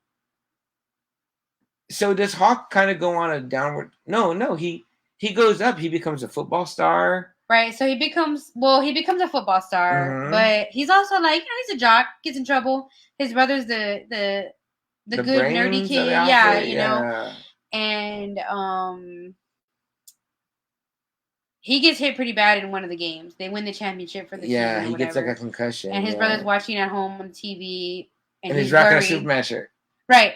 And he's worried. Cool. He goes to see him at the school, and he's like, "Yeah, man. I'm like, are you sure you should be drinking? Are you okay? Because they're partying. They just won the championship for their school." Yeah. And he's like, "Yeah, no, I'm fine. You sound like mom or whatever." Well, then he fucking passes out. Yeah. Well, because he probably has a concussion because he got pretty hit pretty hard. His brother takes him to the doctor, right? Takes him to the hospital. And he's like, "Are you gonna go see the doctor?" And he's like, "Yes." You know, Hank, which is Hawk, tells his brother, "Yes, I'm gonna go. I have an appointment tomorrow." So he goes with him to the doctor. And the doctor's like, you know, you need to take a break. You're fucked up. Like, you need to heal. And he's like, when the season's over, I will. Yeah. And he's kind of pissed at him, right? He's pissed at his little brother for like, man, what the fuck, man? Little brother You're trying to like make me like not play and. Yeah, you know. Oh, because he also tells the coaches, doesn't he? Right. So then it skips over to their his little brother's in the library, you know, doing homework or whatever, doing schoolwork, and Hank comes in and he's like, "What the fuck you told?" You know, the fucking coach or whatever that, you know, whatever the doctor said. And he's like, "Dude, I'm just trying to protect you." And they're arguing in the library and some dude comes behind Hawk and he's like, "Hey, you know, this is a library, dick," or whatever. And he just fucking wails on him, you know? And his little brother is like, "Oh shit." Like they saw that the two brothers, which is Hawk and his other brother, I can't remember his name. I can't remember his name either. Hank, which is Hawk, and his brother, they start fighting Emmett. All these dudes. No. That's Randall. Steve? Emmett is from Vampire movie. I can't even think of the name. The Lego movie. Okay, no, you're just guessing. Twilight movie. Emmett is in the Lego movie too. Emmett's in the Lego movie. Yeah. This fucking guy. Go get him, guys. Anyway. So they just start kicking ass. Hank and his brother start kicking ass in the library because all these dudes are trying to fucking get him, you know, and they're kicking ass. So then they're in the office and, you know, the fucking dean's like, "What the fuck?" Like, I could understand Hank fighting, but you? They're like this. Like. Pretty much. And, you know, they're trying to say that they're sorry. And the dean's like, "Well, I didn't hear that from Hank," which is like, you know, the fucking jock, musclehead or whatever. And then the little brother's like, "Hey, man, what the fuck? Like, my brother's giving so much to this school and this and that. And, like, why don't you just fucking expel us already?" Because they don't really say it, but like in some parts of that episode, like it's you gather that information that they're not rich kids. No. They're from two different dads. Right. Their mom is, you know, working fucking probably 2 jobs, can't take care of her kids because she's got to work. They're kind of riding on like Hank's athletic ability. Right. And well, the brother's probably smart too. So yeah. They're there at that fucking nice college or whatever, but everybody's like, "Oh, y'all are outcasts because you're fucking not rich, fucking privileged folks." Right.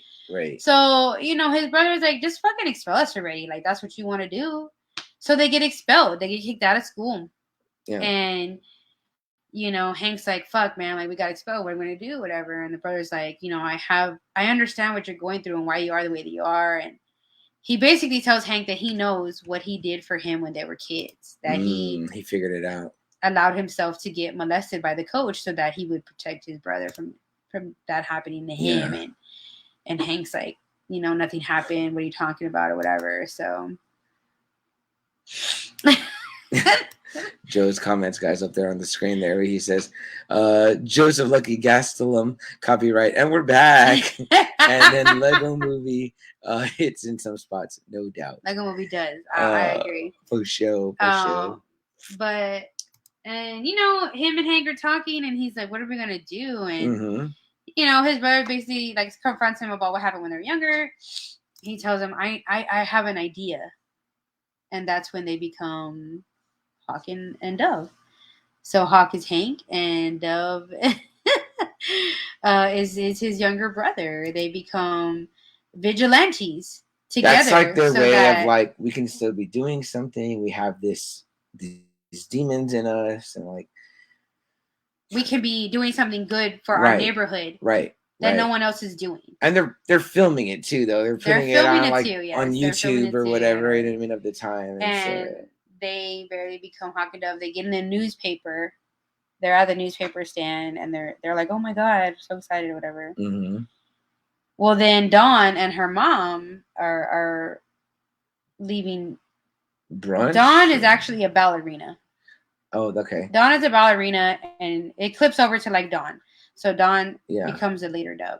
She is performing. She's a ballerina, and her mom is there. She's so proud. They go have tea afterwards, and they're walking on the sidewalk, and they bump into Hank and his brother. Mm-hmm.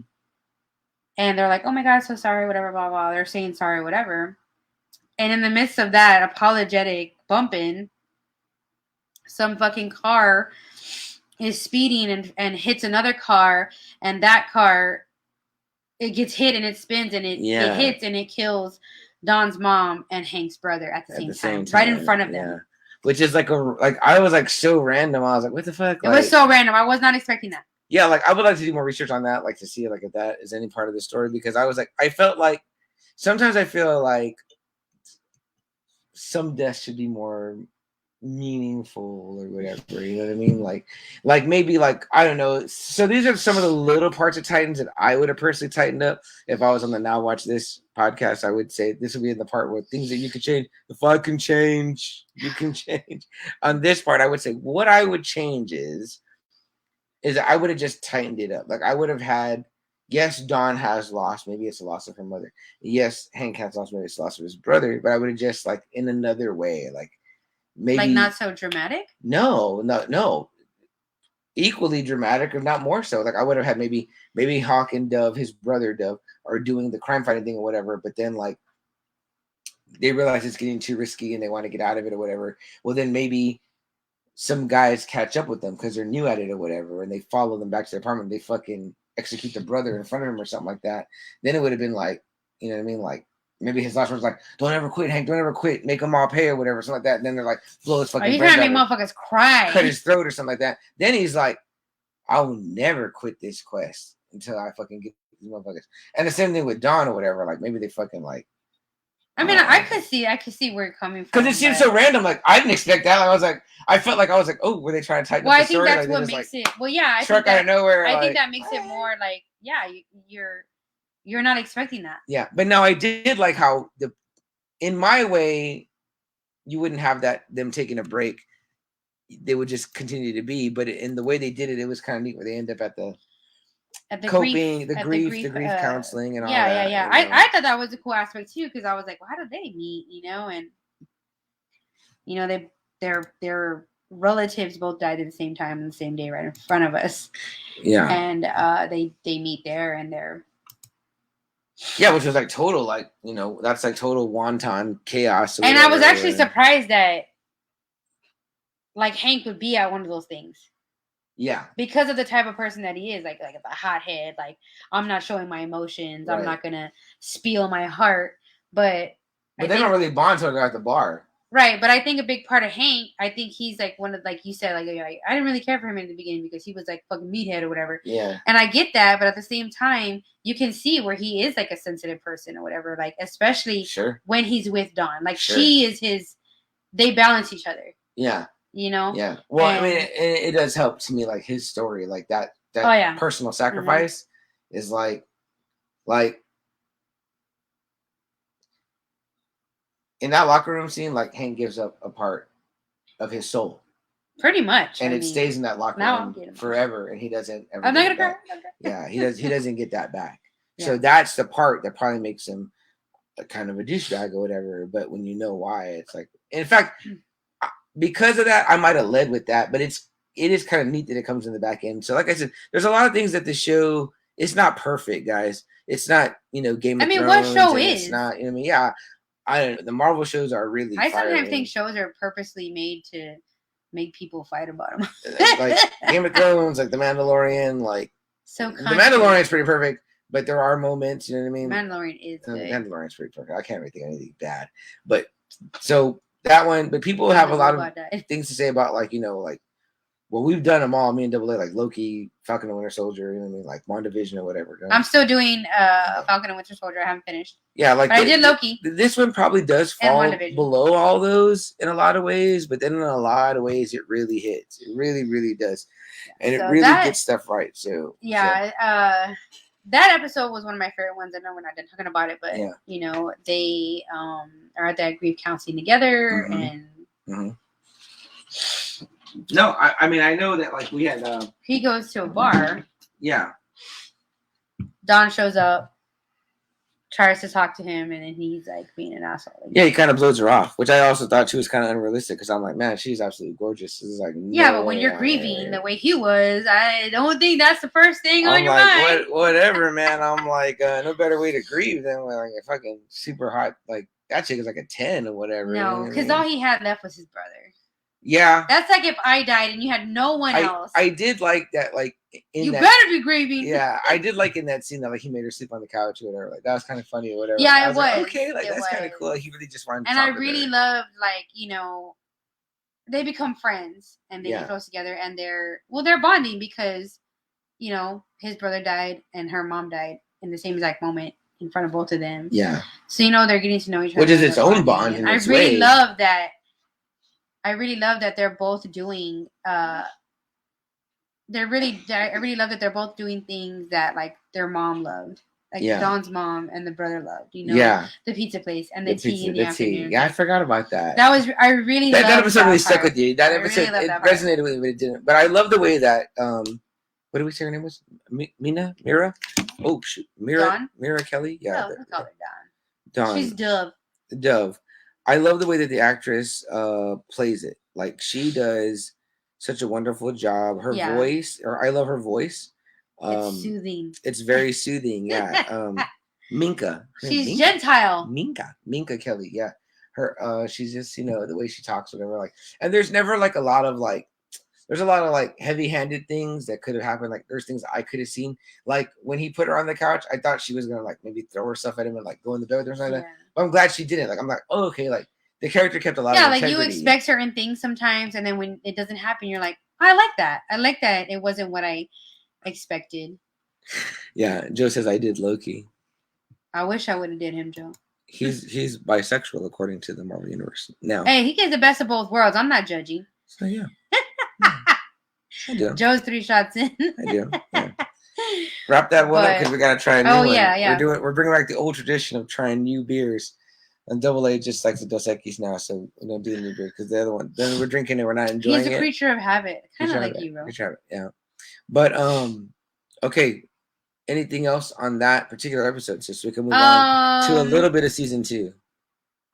No, I think that was my favorite, one of my favorite episodes. I think of this season. Yeah. And we're kind of all over the place, right? Because we really skipped over like a lot of like the Rachel story. So if you're like a fan of Raven, and I became a fan of Raven in this show. I love them all. I know you love Grayson, but Grayson's not my favorite character. Oh no, yeah, Dick Grayson is definitely my favorite. But there is a lot going on that we've yet to touch on because we got wrapped up in this jerkwad. You know what I mean? But again, in this universe, jerkwad. And I like Mr. Ian Glenn as Bruce Wayne or whatever, but we don't get to that till season 2. So let's move forward into some season 2 stuff. You're not done. I'm not done. So I only got all the way up to maybe episode 6. Okay. Maybe. Okay. Let me check. I'm just gonna check how many episodes there are, but because if you look at the titles and the they don't match up. If you look at the titles and the stills, you'll know like what we can talk about, what we can't. Okay. What tell me what So in season 2, what started you off? Where did you go? What did you like? What did you... I'm trying to think. So you know, Corey's trying to figure out who she is still. Oh yeah, well, number one, let's back up a little bit, guys. So the reason why Dick was having that crazy vision that we told you about at the end of season 1, and then right, because Rachel's dad is, which is Trigon. Trigon, this demon, is coming back. Right. And he's fucking with all her friends, and he's got them all fucked up. Yeah, like we missed a whole. So like Rachel's being hunted basically. But it's good though, because this gives you guys reason to go watch it, and you're gonna get so much more story than what we're giving you. Rachel's being hunted. She doesn't know why. After her mother gets killed, she ends up like hooking up with, and I don't mean hooking up in that sense, but with Corey and then Gar, and they're kind of running together now. And then eventually like Grayson too, and Corey doesn't know who she is, trying to figure it out. But for some reason, she knows that she's looking for Rachel. Well, she finds her, and basically kind of saves her from some of the other people the bad people that are looking for her. Right. So I'm on episode 6. Okay. I already finished episode 6. Okay. Okay. Of season 2. So I'm halfway. Because I believe that helps me. How many episodes is there? 12. I think season 2 has. I'll show you this thumbnail.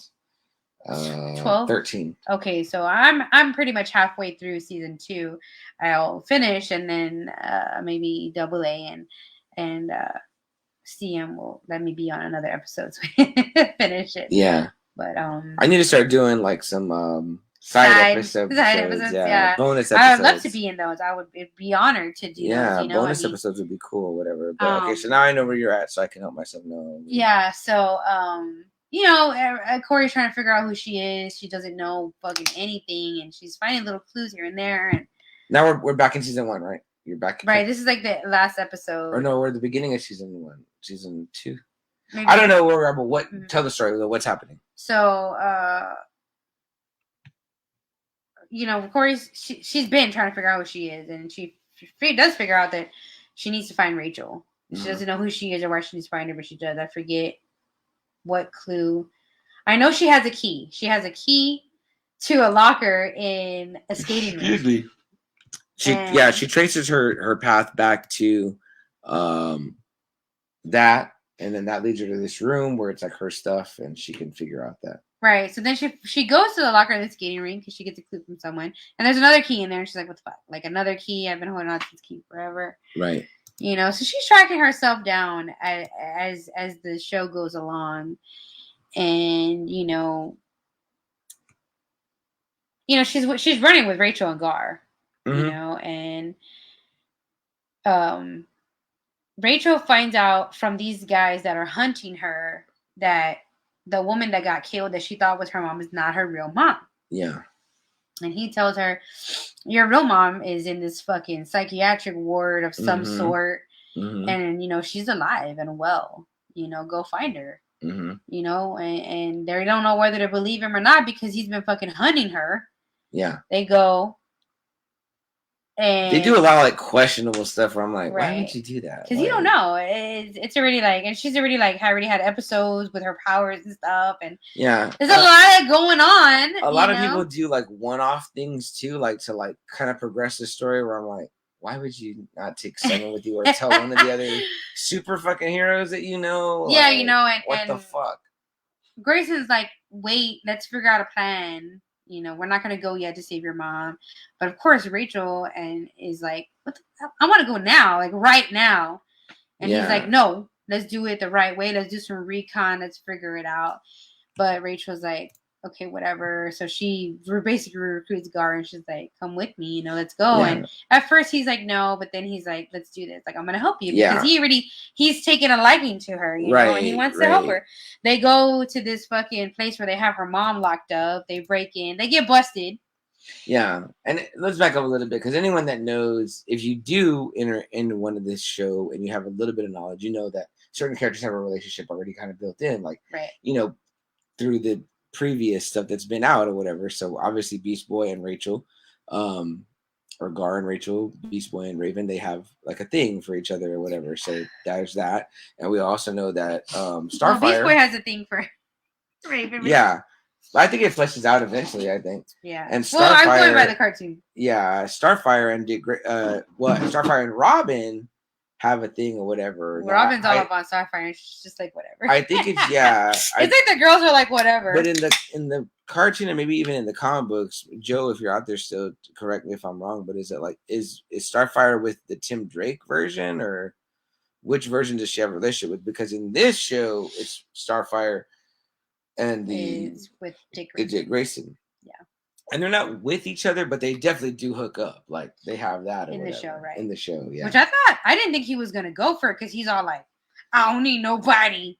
Well, you know what was really cool about the movie that Joe had me watch? It's just called Batman and Harley Quinn, and again, it's just like a standalone movie. Like there's no like episodes where it's just it's like, animated. Oh, it's animated. Yeah, HBO MAX, whatever. I was like, Nightwing hook up with Harley.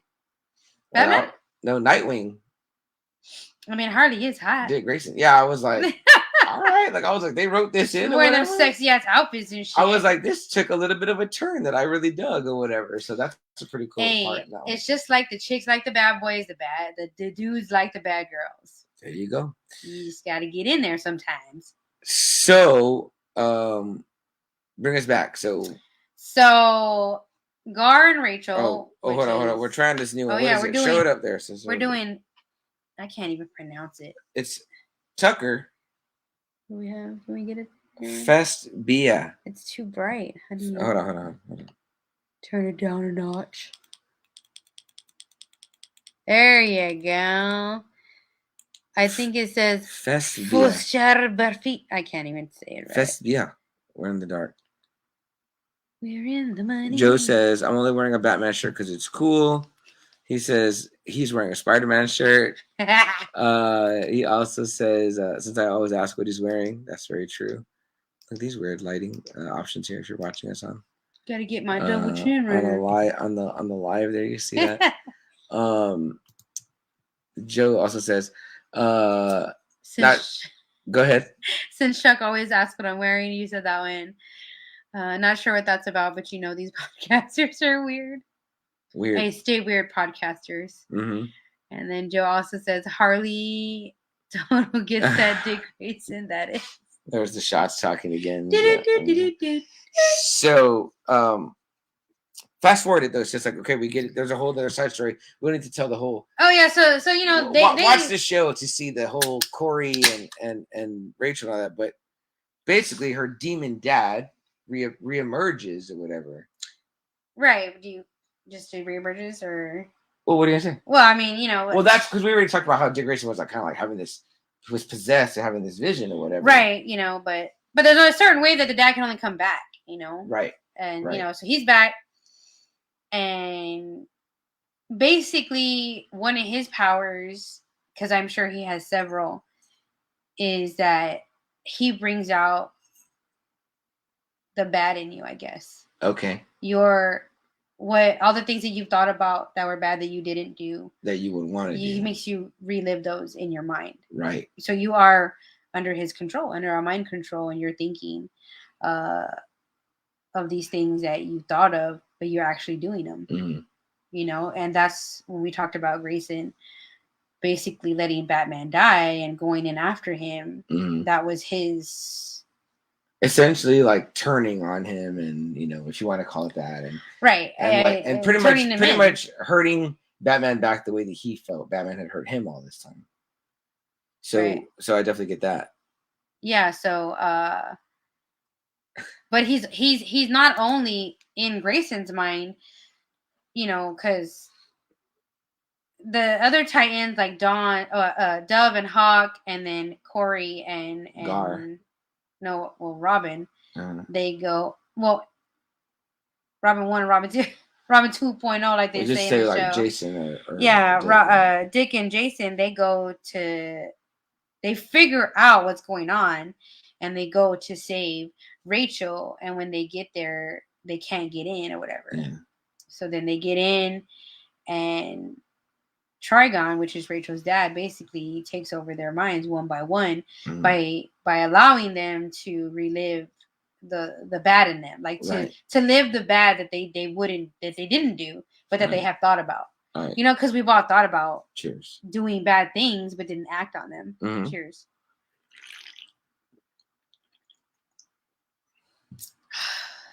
Well, that's pretty easy. Yeah, easier than the last.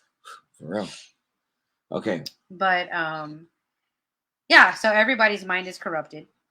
And it's so cool. Like, you guys just got watch it. Joe probably I don't know. Joe watched it, right? I'm sure. No, he said he hasn't. Oh, He said he had the DC app, but then he said that he had season 1 ready to load up to watch, but he didn't get to watch it. Oh, okay, well, but it's on HBO Max, and I know Joe has HBO Max. So, yeah, I mean, but we're trying to talk a little bit about season 2. Like, let's just try to hit on some of the high points, and then we can maybe wrap it up or whatever. Okay.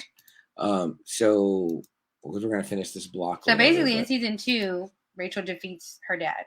Trigon, right? What did you think about how he looked when they showed him? I thought he looked awesome. I thought it was gonna look fucking whack. Yeah, I thought so too. When they show his hand and the crystal, I was like, "Oh, that looks good." Yeah, that's neat. And then, it looked cool. When he's becoming, and then you see, and then he gets the horn. I didn't like when I first, because I knew nothing about this character, so all this for me is like, okay, fresh. It makes me want to watch some of the Teen Titan Go episodes because they show him he's a demon. Okay. But I don't remember what it looks like. Okay. I gotta watch it. Well, in that one I'm watching right now that Joe has me watching, which is the Teen Titans versus Justice League, whatever animated movie. He already appears. He's like the primary villain. Oh, okay. So yeah, so it's pretty cool. Like, it's kind of like playing with her history story or whatever. Right. And in this one, it's the Titans are it's Starfire, Beast Boy, Blue Beetle, the Latino one I mentioned or whatever. Raven. And then they bring Batman's had it up to here with Robin, his son, Robin, Damian Wayne, and Nightwing transports him over or whatever. So it's cool you get some of that. Oh, and Raven's there or whatever. So it's pretty cool, whatever. And then they start talking about the Trigon. Yeah, I like her too. In fact, when she came out on Fortnite, I was using her character a lot. Yeah. But anyway, so yeah, they defeat Trigon, which was cool. Like, I thought that kind of got a Hellboy feeling from him a little bit. Yeah, I picked up those vibes. Yeah, and it made me wonder, because I'm always kind of thinking this show, like, okay, once the squad gets through this threat, what will be the next threat or whatever? So you kind of have the typical, like, the team's gonna break up thing. But we also meet a new character in season 2, right? Which is Donna Troy. Right. Who did you figure? You asked me who is this? Right. I figured out that I know she's from Themyscira. Mm-hmm. But I don't know who she is to Diana. I don't know if she's like a kid or a cousin or not a kid. I think she's just more like an Amazon. Yeah, an Amazon. Okay. From what I know. Well, I know she was born there. Yeah. But yeah. From what I gather, she's like would be like the next Wonder Woman. Like, she's Wonder Girl or whatever. You know what I mean? Well, yeah, because she has the lasso. I don't think she has the lasso. I think it's she has a lasso, but I've always just known Wonder Woman to have that. Yeah. So I was kind of like, I'm not familiar with. I don't know if I really like that about, because I'm like, that's Wonder Woman's thing. Right. I don't know that I'm familiar with if that character has it also, whatever. But yeah, because she's Wonder Girl, right? Wonder Girl. Right. See, I don't know Wonder Girl.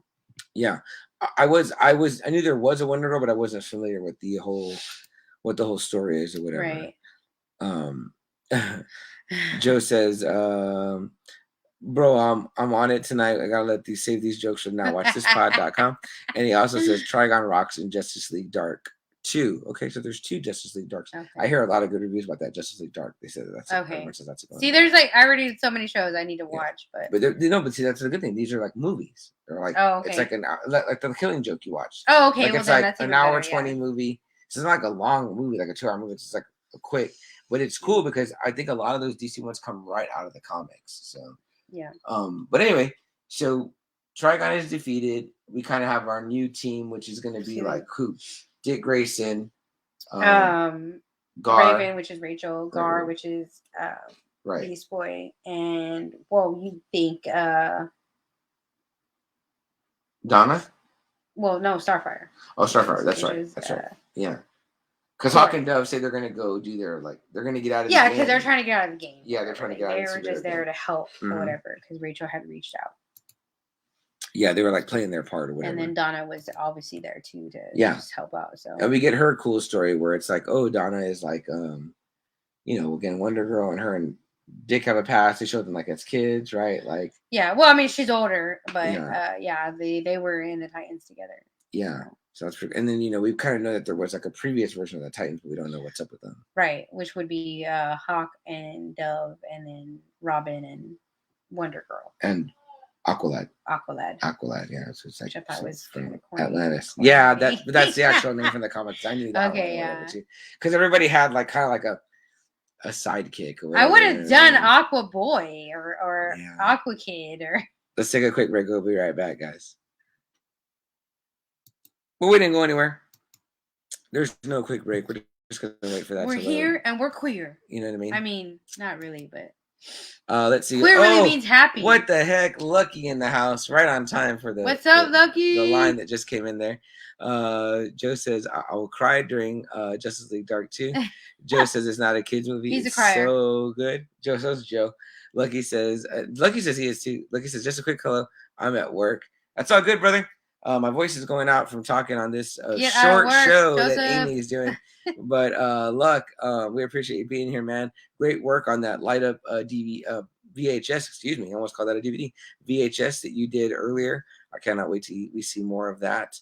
Are either one of you guys, you or Joe, anybody else out there, going to go to Ekman's tomorrow? Are you trying to make it to that show? I really want to go and take my son, but it's just. I haven't read. They haven't I feel like their page and their group have just downplayed everything. They're just like still going on. 3 days away, 2 days away. Like they haven't said nothing about masks. They haven't said all Delta and all.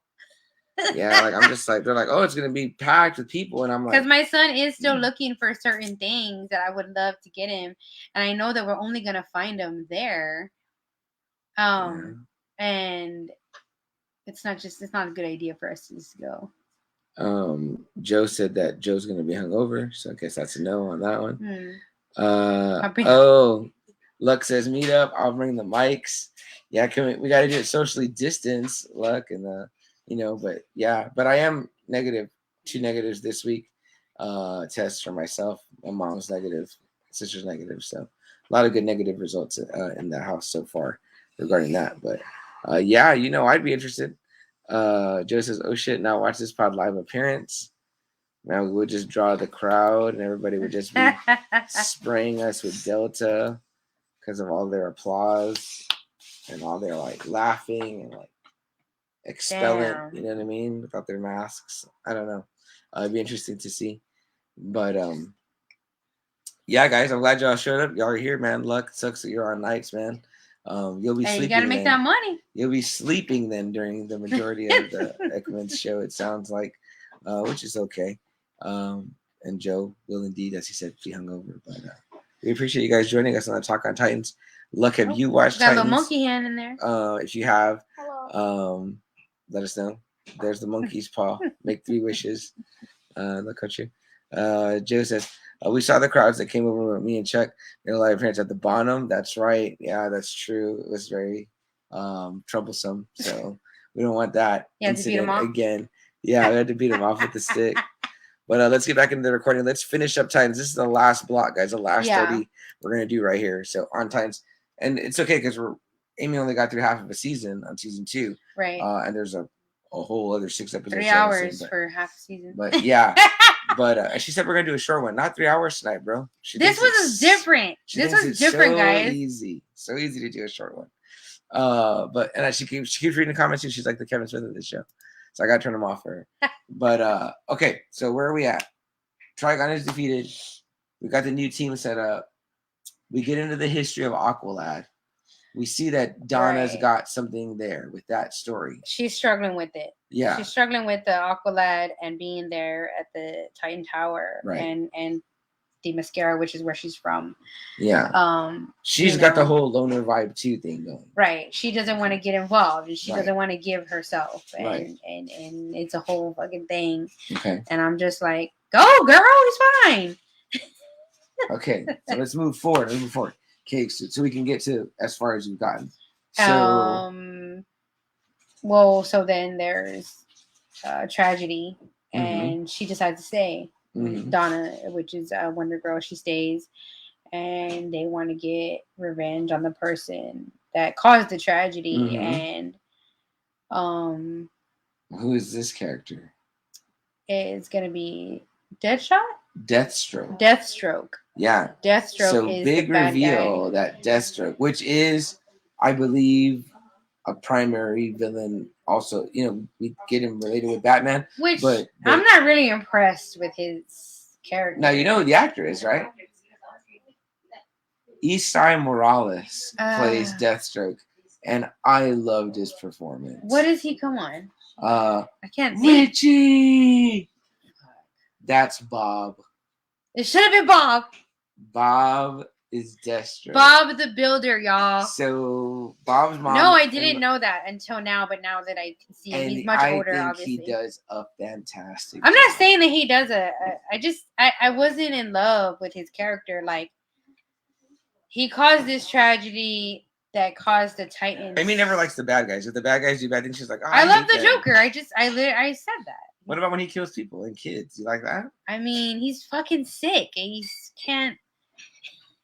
Anywho, I think the costume looked great. They did a great job of the costume did look great. I think Isai Morales looked good. I mean, like, from what I've seen of two Deathstrokes, this one and Joe Manganiello, who comes out quickly in Justice League and even quicker in the Snyder cut of Justice League, which I still need to watch. This one was very cool. It looked cool. It looked legit, and I do believe that the Titans and Deathstroke have a history, because I believe like the first appearance of it's either the Titans or Nightwing and the Nightwing costume. It's like Deathstroke's on the cover or whatever. You can look that up in the comic book world. So it's cool that they incorporate him and have these worlds cross over. But I think Isai Morales does a great job. I didn't recognize him at first either. His voice is very different. It's not the Bob voice, right? Well, he's much older. Yeah, he's much older. Was he fucking in his teens when he did that movie? But he looked pretty good. He looked pretty good. He looked pretty good. Like kind of buff, kind of jacked a little bit. It's probably the suit, but it looks. But so the Titans, they want revenge. Sure. Which is probably wrong to get revenge. Right. They want revenge because, or at least to catch him. You know what I mean? Like, sure. But they don't know how to get to him. They get to him through his child. Yeah. Which I wasn't sure exactly what happened yet, because they haven't really revealed exactly what happened yet, but I can kind of guess. Yeah. They use his kid to get to him, which obviously is definitely the wrong thing to do in any situation.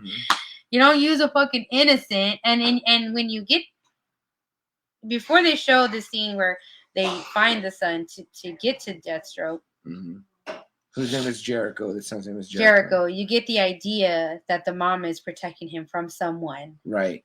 Because he has the window open in their apartment, and she's like, what's our first thing? And, you got to protect yourself, and like, safety first and cautions and all this stuff. So you get the idea that they're already hiding from the dad.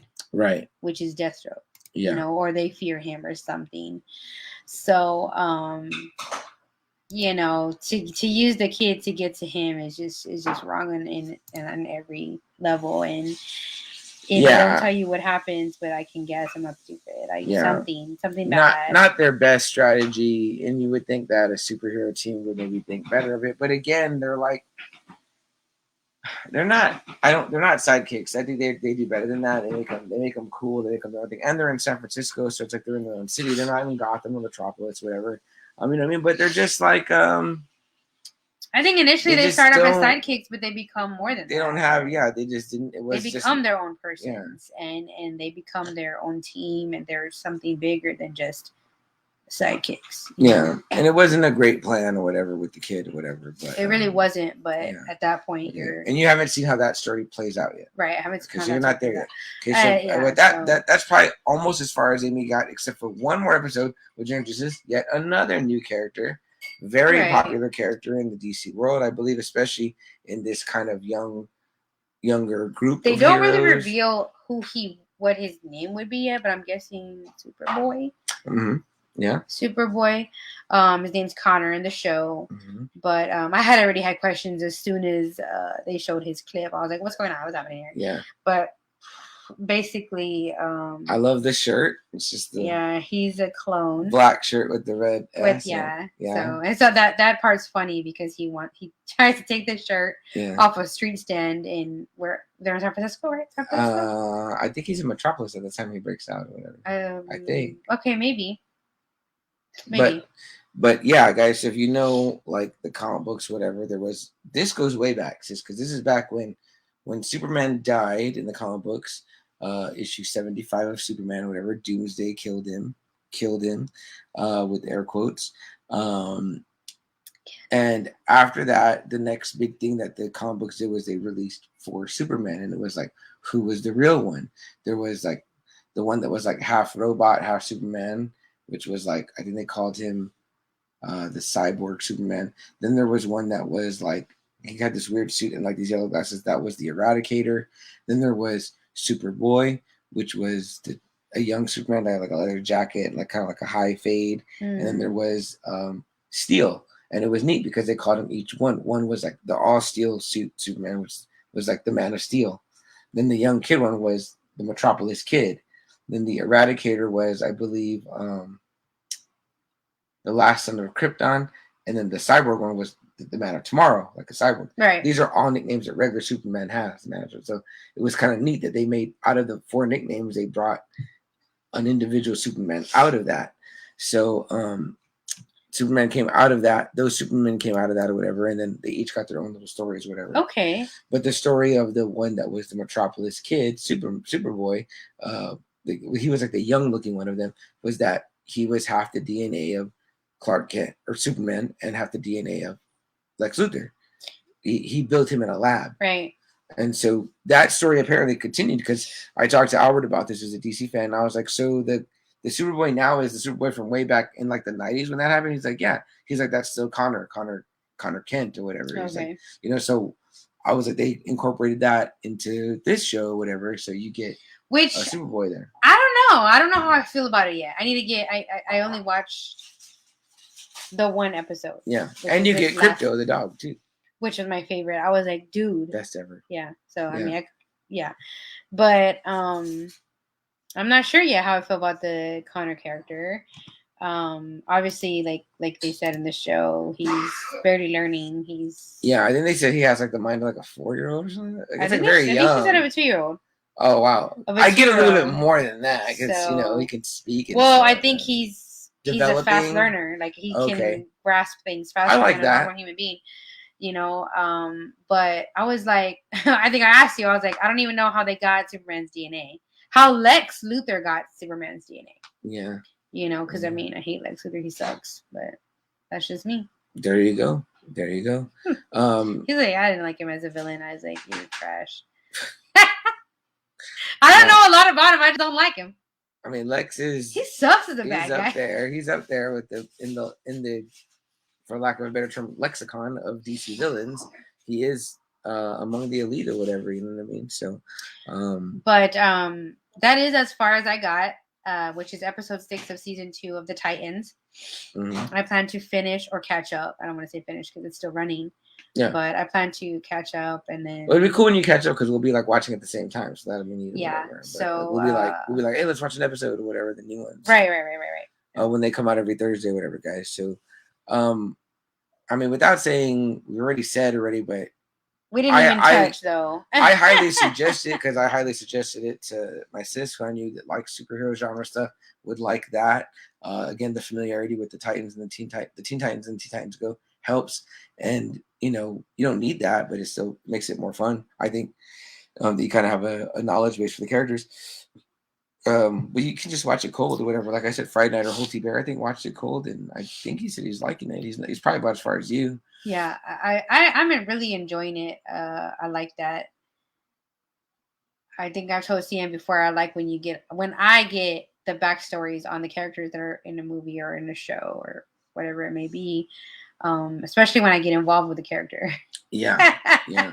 I'm like, I need to know more. Yeah. Joe says, how could you do this to Richie? To Richie, I did this to me.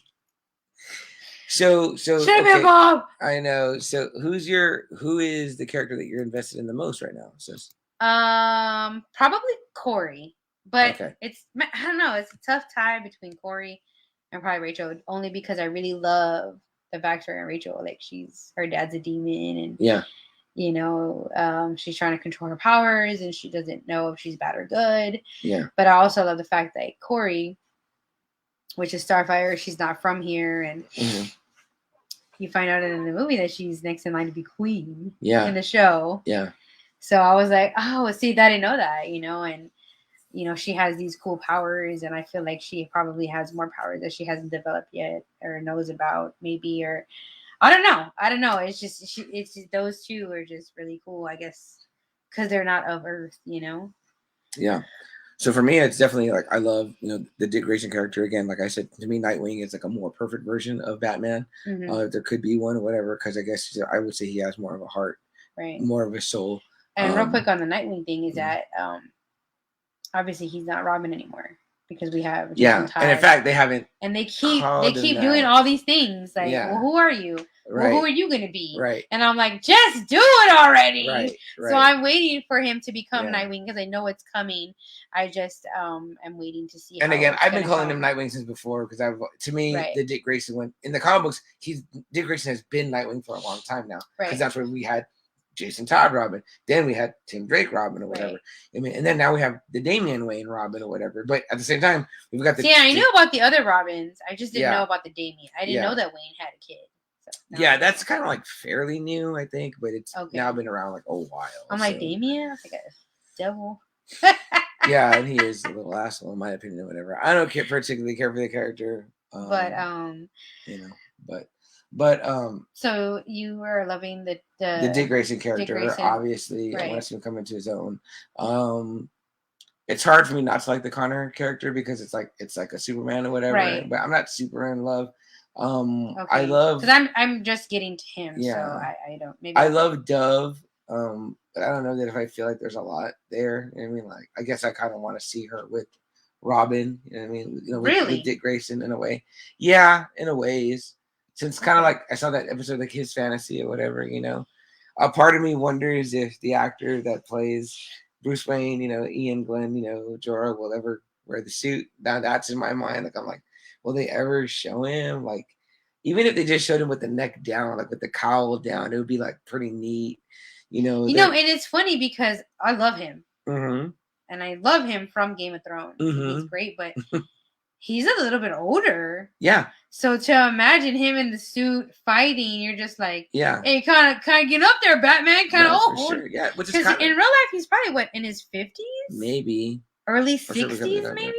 It's something that they kind of play with in the comics a lot, though, which is cool. Like if you ever read The Dark Knight Returns, like it's all about like Batman being like this older Batman, like like a gray-haired Batman, like an old Batman. And in Kingdom Come, that's the same thing too. Whatever. Well, that's what I'm saying. That guy kind of like, you know. I have to admit, when I'm watching him on screen as Bruce, and he looks sharp, they dress him up sharp. I'm imagining him like I'm looking at him from the mouth down. I'm like, does he have the mouth? Like, when I first saw him, I thought it was Alfred. That's what I thought too. I was wondering if I was the only one lost on that. Because I was like, no, he's not gonna come outside. Yeah, and I was like, and then he said, you know, I watch everything with the captions on. Yeah. And it says Bruce talking, and I was like, "Oh my god!" Yeah, and see, I didn't know that because I went right into like several more episodes thinking that I was like, "Oh, look at Alfred looking all slick and shit." They got this dude to play Alfred from Game of Thrones, whatever. And then I was like, because he could be a good Alfred. Yeah, he would be a good Alfred. But I really love him as Batman. So you know they did a show called Pennyworth, right? That's supposed to be about Alfred's past. Right, I did. I don't know if that's on whatever, but I had remembered that I always thought that would have been a cool story. Yeah. But I heard that the show didn't get a lot of, and I think I tried to watch like one and I couldn't get into it, and I was like, this should be cool. Whatever. I say when you watch a show for the first time, you got to give it at least 2. You got to give it 2. I agree with you because for me, like with Spartacus, it took like 6, and I was like, why am I still watching this? And then when I got to that 6th episode, though, I was like, this I episode was off topic, but fire. I started watching Lucifer. If any whoever's watching right now, I started watching it, and it's kind of a tough watch. I got pretty far, but I was struggling, and I haven't finished because I'm just like, some episodes are really great, but some episodes I'm like, and you know what, I've read that a lot, and I'm just like, man, how do people push through? Because I'm like, man, I just can't be watching like the parts in that show of Lucifer, like when it's about God and Lucifer's mom and stuff. Those are cool parts, but other parts when he's being like detective sidekick, that's so like, stupid. I can't stand it. That's why I didn't get into it. And I you know what, somebody out there will do like a super cut of their own. Some fan will cut out all the detective shit and cut together all the good shit, and then I'll watch that. Somebody do that. Yeah, for real. I'll definitely watch that because I love shit like that. And I've heard so much good things about that guy. I think he's a good actor. Like, I mean, I've seen him. He's got a good look. And even like his face as the devil, I'm like, yeah, better. And that's what I mean. Like with this show too, I'm sure people would be like, oh, I couldn't get through with it. Like whatever was hokey or whatever. And I'm like, no. I promise. It's not hard to push through. Yeah, like when it starts out with the action and everything, like starts off, I'm like, I'm more invested than when it starts off slow. Like what I hate is that I watch so much stuff on my phone now, and I'm like looking at it on like a little screen. And, like, and you know me, I'm used to watching stuff on the little screen. Yeah, I know you have it like right in your face though. Because I'm like laying down or I'm fucking picking up Calla. Yeah, like me a lot of times I'm at my lunch and I have it on my stand and I'm like eating my lunch and I'm like watching it and I'm just like, damn, like what the? I mean, like there's no way I could read catch. Like I dream of rewatching like on the big screen. On a lot of shit I'll watch twice. You know what I mean? You have the power to do it. Yeah, I know. But so definitely, you know, Dick Grayson for you, and then you said Connor, but you said you're but you know what? I'm really liking the Rachel character too, and I'm following her. Like I want to see more with her story or whatever for sure. I do love Gar too. Like my whole thing was that when he did the tiger thing, I was like, that's awesome. And I waited for him to be something else. And then when he did the snake, I was like, cool. Finally. Yeah. But I really, because, you know, in the Teen Titans Go, he can change into anything. Anything he wants. And I think he's still learning about his powers. What's neat, in this show. Again, what's neat, and I'm only in the first half of the movie, but that JLA versus Teen Titans, I'm watching whatever, like he uses the powers really cool. So like he'll like turn into a bird, fly you up, then he'll turn into like an elephant, like smash down on you, like all in one. Yeah. I'm like, oh shit, like pretty badass. And the Teen Titans Go, like he can change, he changes into a bunch of different things, and it's really cool because he has that ability. Yeah. So but I also think that this show is kind of trying to play with like how are their powers developing? How are we they are just becoming, because the Rachel that we've seen, the Raven that we've seen, they didn't call her Raven yet? No. Yeah. No. So when Corey and Dick Grayson find all of Corey's stuff in the storage. Oh, they say that they mention like, oh, the Raven or whatever. Yeah. So like you get that, oh, like that's her name. But she's not using the powers like in the cartoon where she's like doing force fields and like she can like push shit. Like even in the game they show her like kind of like her thing. Her little emote in the Fortnite game is like she kind of like raises up these rocks and she kind of like forms them and she kind of like pushes them. So it's neat or whatever, you know what I mean? And she's got that. We both know that she's still learning how to use those powers, and now her powers are different because her dad gave her that. I would definitely say that she is it's Grayson and her my two, because she gives me a lot of like Wanda vibes from. WandaVision. And I feel like I'm like, oh, there's a lot of power in her that we're not seeing, and I'm just like, how does that play out in the rest of the DC world? Because there's a lot of other big players, and I don't really ever hear her name come up, but I'm like, she seems like she's very, very powerful, and it's like either untapped or unknown, or they're not using it because if her powers come from like the demonic Earth, no shit, like that's pretty badass. But cool. Is this what? Any other final thoughts? No, I mean, I just would highly recommend it to whoever hasn't watched it, and I really love it. I haven't got all the way through. I'm gonna finish it, and hopefully we can watch the rest of the season 3 episodes together. Yeah. But I mean, if you're into that kind of thing, I recommend it. The superhero thing. I say give Titans a chance, guys. Again, I'm not a particularly DC guy. Even if it's just 3 episodes, do 3 episodes. Yeah, do 3 episodes. Give yourself that much. I'm not particularly a DC guy. And again, if you're looking for like your bigs, you know what I mean, like your Justice Leaguers are not there or whatever because it's the Titans, not them, whatever. But I think that. But you kind of want to see them, even if it's just for a second. I wanted to see Wonder Woman when I found out. There's enough. The fact that they like allude to them is cool or whatever. Like those characters exist in this world, obviously. You know what I mean? But it's much different or whatever. You know what I mean? Like I didn't think this would be something that I really dug, but I really, really do dig it, and I'm loving it. Yeah. So. Rizzo in the house. What up, Riz? Riz says, "Oh damn, I didn't think you were doing a show tonight." Yes, I am. In fact, we're here. I saw your comment, your messages coming into me, and I was like, "Oh, I guess he's not watching." Now you are. And then Riz says, "I need to check them out." Yeah, man, totally watch Titans or whatever. Like I said, it could benefit from some fine tweaking on the writing, but otherwise, I think it's a really solid show. Any comic book fan can get through it, I think, because you read a lot of stuff in comic books that's not necessarily all that or whatever. And this is good like cool. It's fun to compare. Like I don't read as many comics as you do, bro, which I should, because I really like that aspect of it. But I'm a mom, so to sit down and read something is not. I can barely get the show in. What's cool to me is when you can like ingest something in its own medium. Like, hey, this is a show. Like, there's obviously aspects of this show that are not like there's a nut in here, y'all. Is it? There's aspects of the show that are not like the comic or whatever, but that's fine or whatever, because it's like it's its own thing or whatever. Like it's almost like, you know, in this universe that these are the Titans the way they are or whatever, right? You know. Mm-hmm. So like I said, I think that it's not even like, I don't even think it's Dick Grayson and Starfire that have something. It's Tim Drake, you know what I mean? And well, it's a Robin. Yeah, but in this one, you know, specifically, whatever. So it's pretty cool. Really cool. But all right, guys. Well, shoot, we appreciate you guys hanging out. Those of you that did, even if you just showed up, I want to wish a good luck to everybody tomorrow that is going to be doing Dale Eckman's show. Mm-hmm. Everyone, please be safe. Wear your masks. Save us some cool toys, guys. Yeah, wear your masks. Wash your hands. Sanitize. If you're going to have that at your station, great. For yourself, offer it to your customers too. So awesome. I wish that I could be there and go there just with what the experience that we had. You know, I don't want to risk that for my own personal collecting. You know what I mean? Like, I can wait. You know what I mean? And my nephew can wait. He wants to go too. You know, but Joe says I really need to cover the animated movies. They're great. Yeah, I totally agree. And then he says DCEU kills on the movies. No doubt, man. I believe it. Rizzo says same here. Yes, man. I want everyone that's going to do that show to be safe, whatever. And yeah, it's good that if you're going to go and support those vendors, I mean, I get it. You know what I mean? Like, you know, but we're all fully vaccinated at my house, and we had someone fully vaccinated still come up. Right. We obviously also know someone else that was fully vaccinated that also came up. But it happens. You just gotta be safe, guys. You know, and luckily none of us got hit hard or whatever. Like I said, and even though I sound raspy and I sound like it, my allergies have been raging. Yeah, the allergies. They're raging, and I got 2 tests this week. They're both negative, so I'm blessed with that. And you got 1, so. But guys, I think that's it, right, sis? Anything else? Any final thoughts? I think that's it, guys. You know, I just want to thank my brother and Double A for allowing me the opportunity to be on the show this week and last week.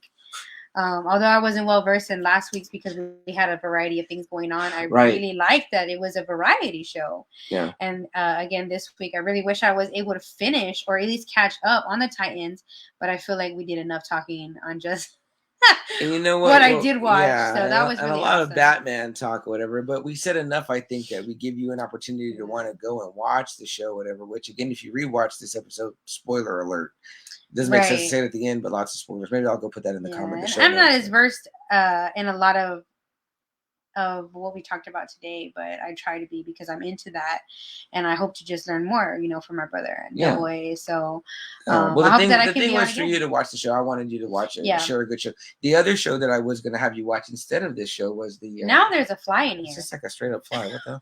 The show I was going to have you watch was the Superman and Lois show. I know you had been mentioning that one to me.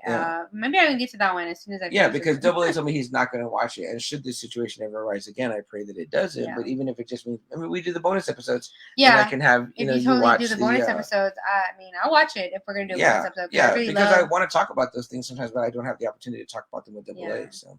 Let me read Rizzo's comments here. Riz says, same thing, not risking it. Good. Unfortunately, I know, man, it is. It really is. He says, allergies have sucked totally. He says, you did great last week. Thank you. Appreciate that, man. And he says, Joe says, good night. Great stuff, guys. Thank you, Joe. Good night, brother. Let me know how that hangover is tomorrow. Hoping to be there with you. Sleep in For show. All right, guys. Well, there's something that we like to say at the end of every show. And that is, guys, if there's something that you want to do, a dream that you have, a hope that you wish to accomplish, go out there and do it, guys. Seize the day. There's no time like the present to go and make that happen. Now, do it safely if it is in the time of Corona and Delta. Wear your mask, get vaccinated first, but then go and seize the day. I mean, there's a smart and careful ways to do everything. The other thing we like to say is, like the great and legendary and iconic hero Captain America says in Endgame, you got to do whatever it takes. He was doing whatever it takes in order to save half of existence. But you also, too, can do whatever it takes. Seize the day, do whatever it takes. Kind of the same thing. You know what I mean? You're seizing the day, but you're doing whatever it takes. We say both, though, so that we can remind you there's two different ways to approach it. You know what I mean? And I'd like to add something to that. All right. So let's do it. I always liked sign Matu, which means without fear. So anything that you do, you seize the day, you do it without fear. Interesting. They talk about fear in the Batman stuff, whatever. You know, fear is Batman's primary tool, whereas with Superman, it's hope. So I like the hope aspect better. I'm not wearing a Batman shirt. But guys, he's a Batman fan. Yeah, for myself, CM Chuck, and my sister and podcast partner for the third time now. And Tame with Amy. We love you guys and be safe out there. Good night.